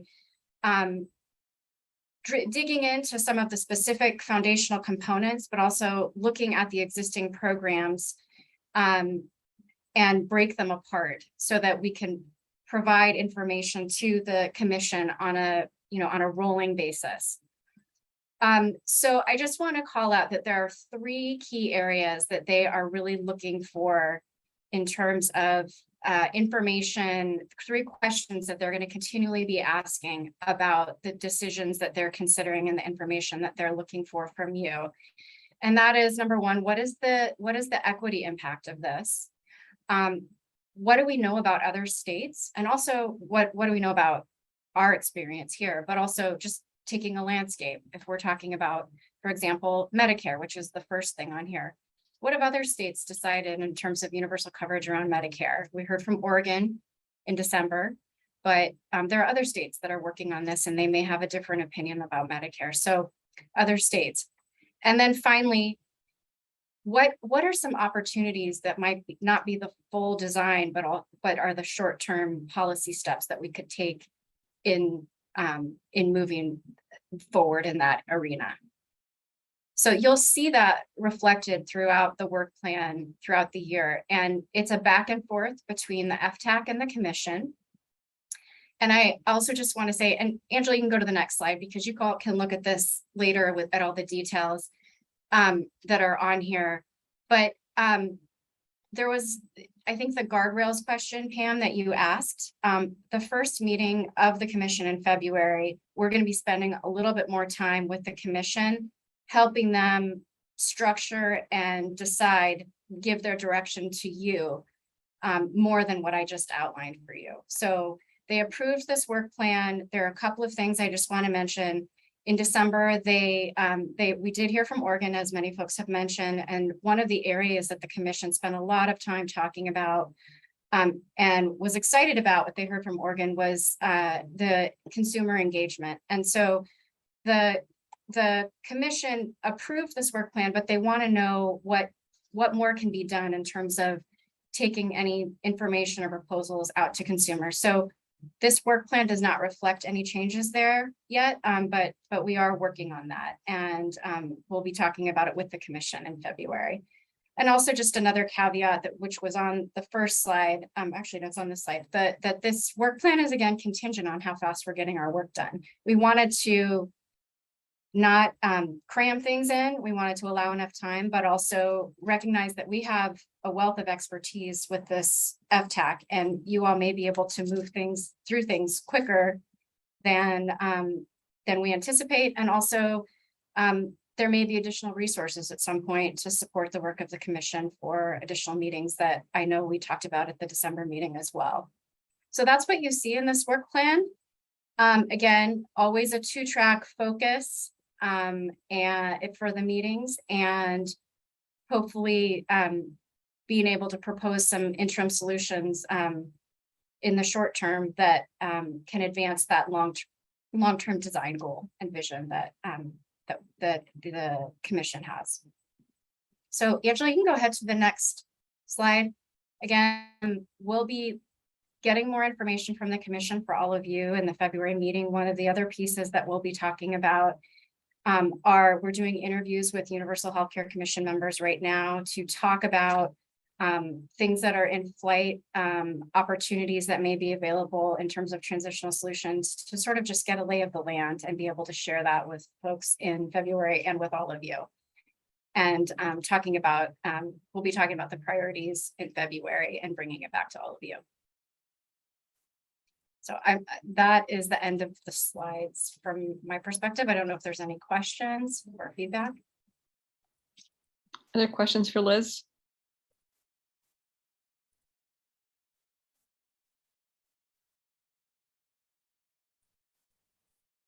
I think that it was fairly high altitude, so there's, so will probably be more questions in the future, I would think. Of course.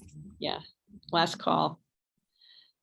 Okay, thank you, Liz. Angela, I think you're next to discuss our schedule. Yes. So you can see, gosh, it's sort of tiny, apologize for that, but our next meeting is going to be March 9th, and you can see to the right, in the right column, it says location to be determined. For now, our meetings will be virtual, but at some point we'll likely be moving to hybrid meetings, where meetings will always be held over Zoom, and there will likely be a physical location where FTAC members and members of the public will be welcome to attend the meeting in person. But there's also, I just want to note, the option to continue attending FTAC via Zoom. The virtual option is here to stay, so we're always going to have that virtual option. And our FTAC meetings are going to be on the off months of commission meetings, which is also in your materials here. You're more than welcome to attend in all of your spare time these commission meetings.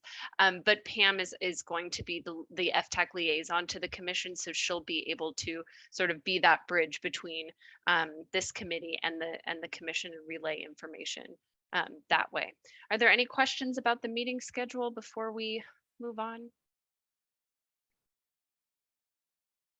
Okay, hearing none, it's back to you, Pam. Okay, this next section is actually for us to have any discussion or questions about anything regarding the meeting.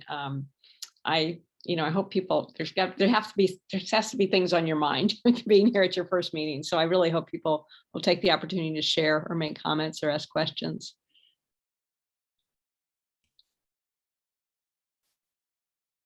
I thought I saw a hand from Roger. Yes, thank you. So Pam, could I just run through maybe a list of questions and not expecting an answer, but just to. Hey, you raised your hand first, absolutely. All right. So a couple sort of mechanical ones. Would it be possible to get a list of all of our phone numbers and email addresses for both the FTAC as well as the commission members and staff? Angela, do you have? Yes, absolutely, possible? Roger. I can follow up with you on those. Happy to. Right. And noting that we just had our training, so no making decisions on email. So I'll just keep on going through this for my real quickly. One is I think I see an answer already is I know that the commission has a charter. I'm assuming I saw some reference that the FTAC will also have a charter. Is that anticipated? I'm seeing a head nod there. Okay. Yes, we'll be getting that. The commission will be voting on that at their February meeting, so that'll be presented to FTAC members in March. And I want to at least again put on the agenda, if I might, this notion of work groups. I mean, I just know that the expectations that the commission has of the FTAC and others are going to require more interaction than just our every other month meetings, the formal meetings. And what I'm kind of struggling with is how we can arrange to have effective, like a better work group sessions to be able to compile options, et cetera, you know, for the FTAC to formally submit to the commission, et cetera.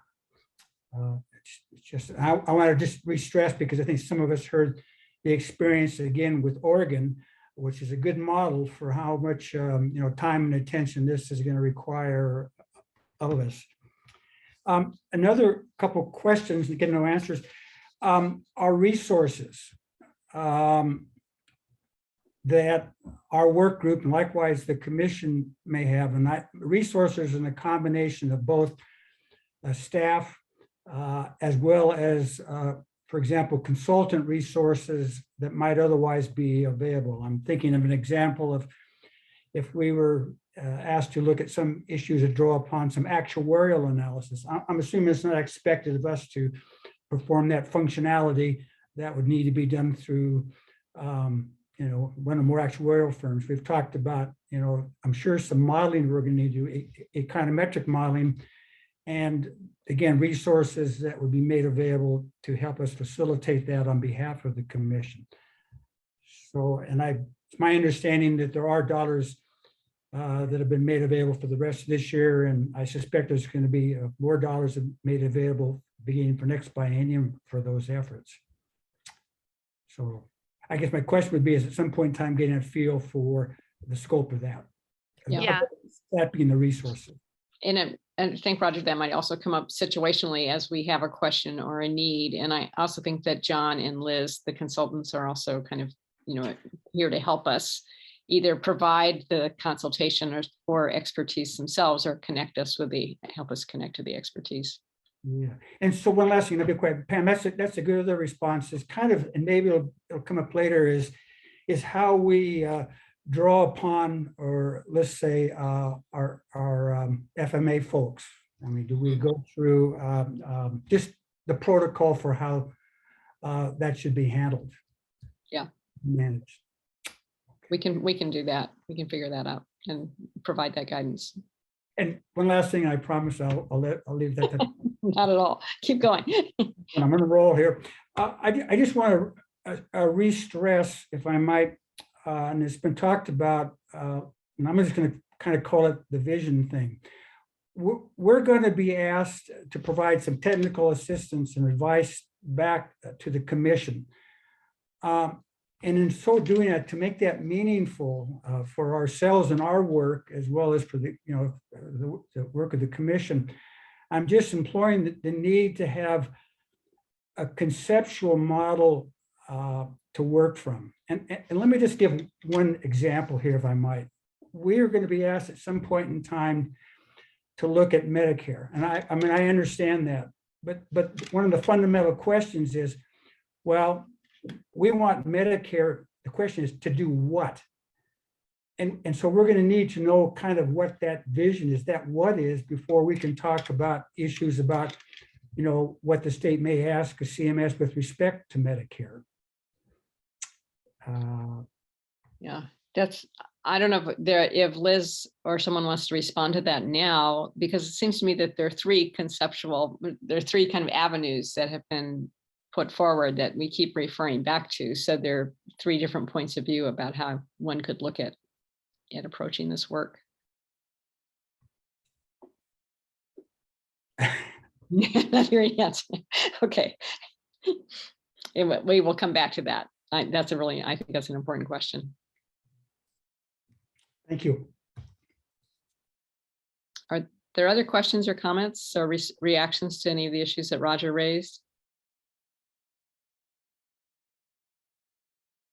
Yeah, go ahead, David.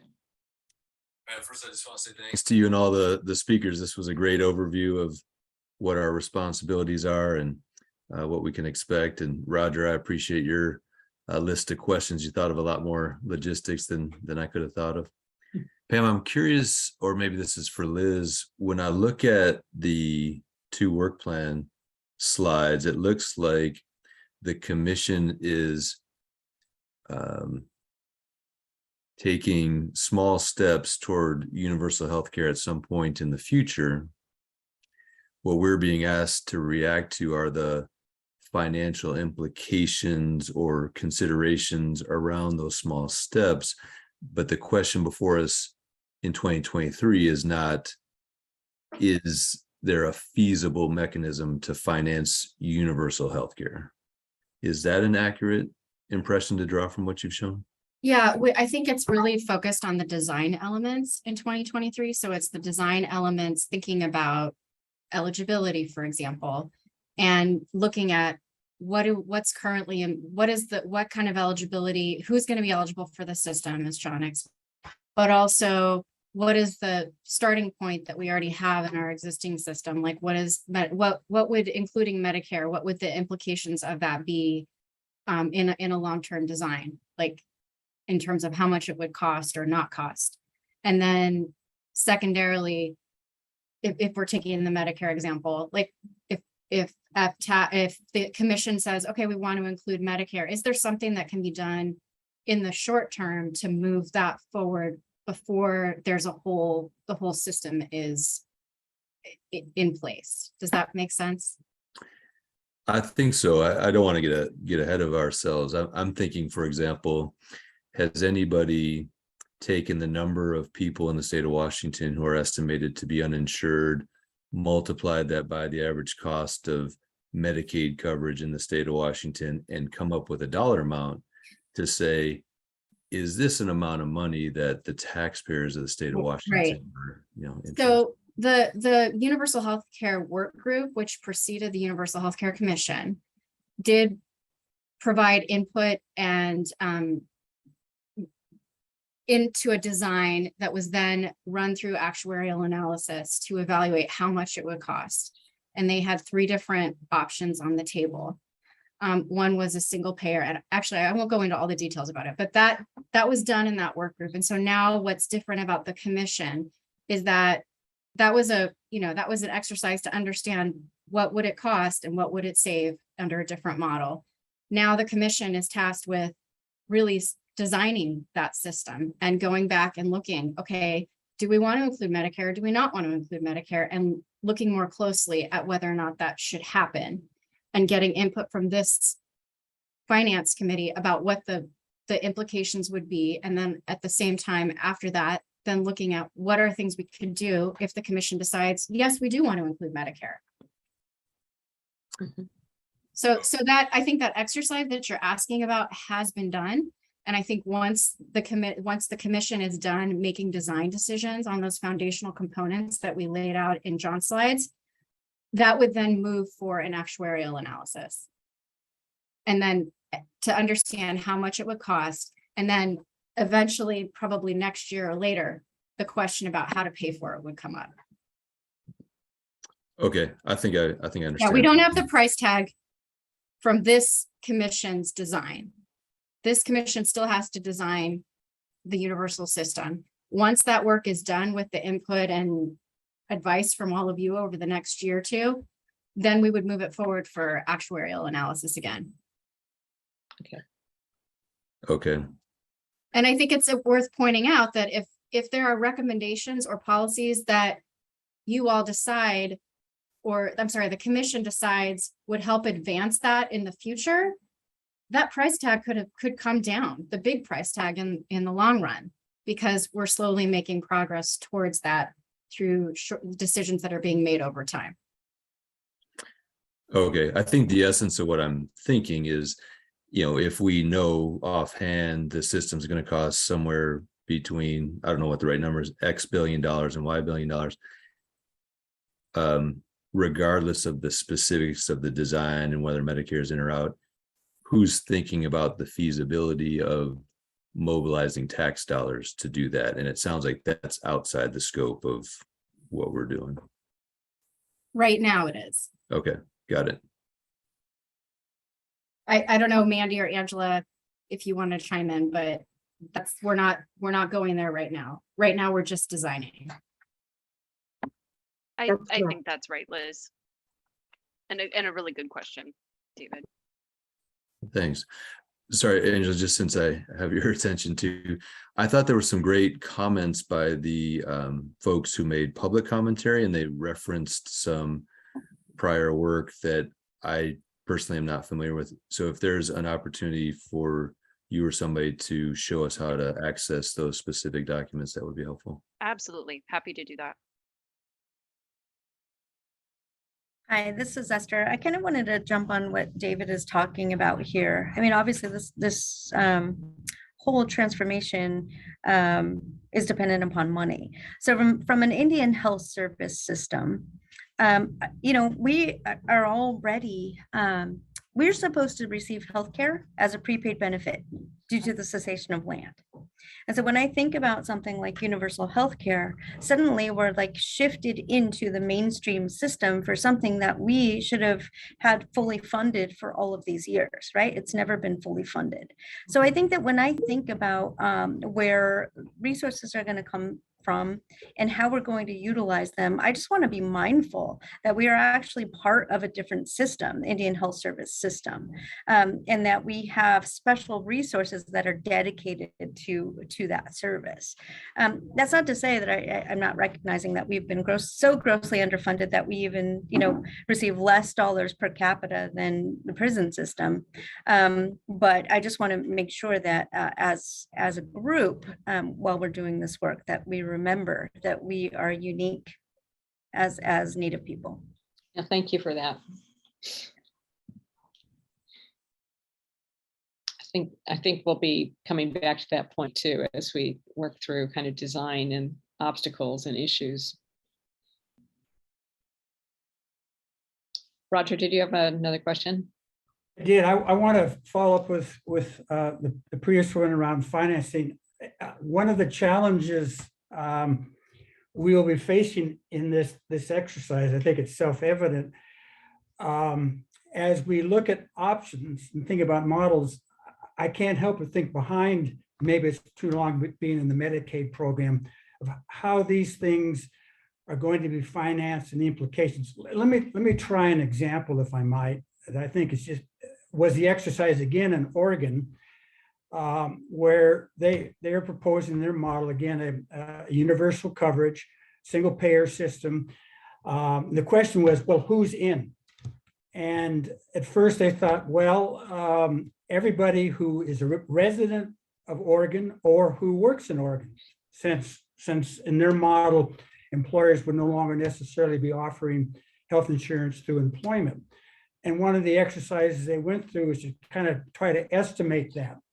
And all of a sudden it was, oh my goodness, this thing is extraordinarily expensive for what resources we may have. So we're going to have to not put some parameters around that. And in this case, if you're not literally a resident of Oregon, then you wouldn't be in their system. Now, the reason I'm trying to go through this is as we think about eligibility, et cetera, we're always going to be having to come back, in my mind, to how, to some degree, is this going to cost, at least some sense more. I know we've done some modeling already, and the issues around how are we going to be able to finance this?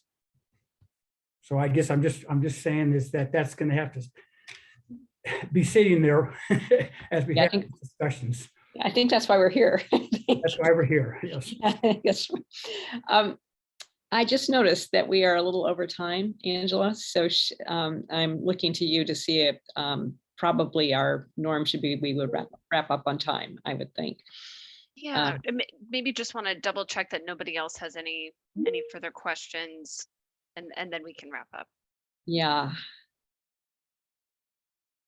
Any other questions?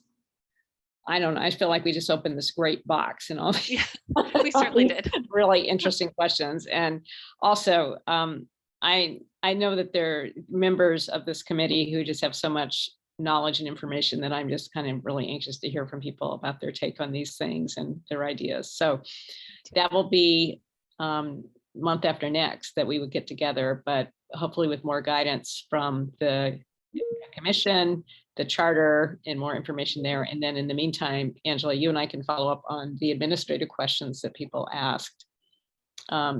In terms of this conversation, if there's, I think if anything is kind of dangling or of concern that needs to be, you want resolved before we meet again, if you could forward it to me and to Angela, we would do our best to get you a response before then. Okay, I want to thank everyone for a great first meeting. Angela, any last words of advice or anything for us? Okay, good. No. Again, thank you so much. And I will be seeing you all at the next time we meet. Thank you. Thank you. Thanks. Thank you.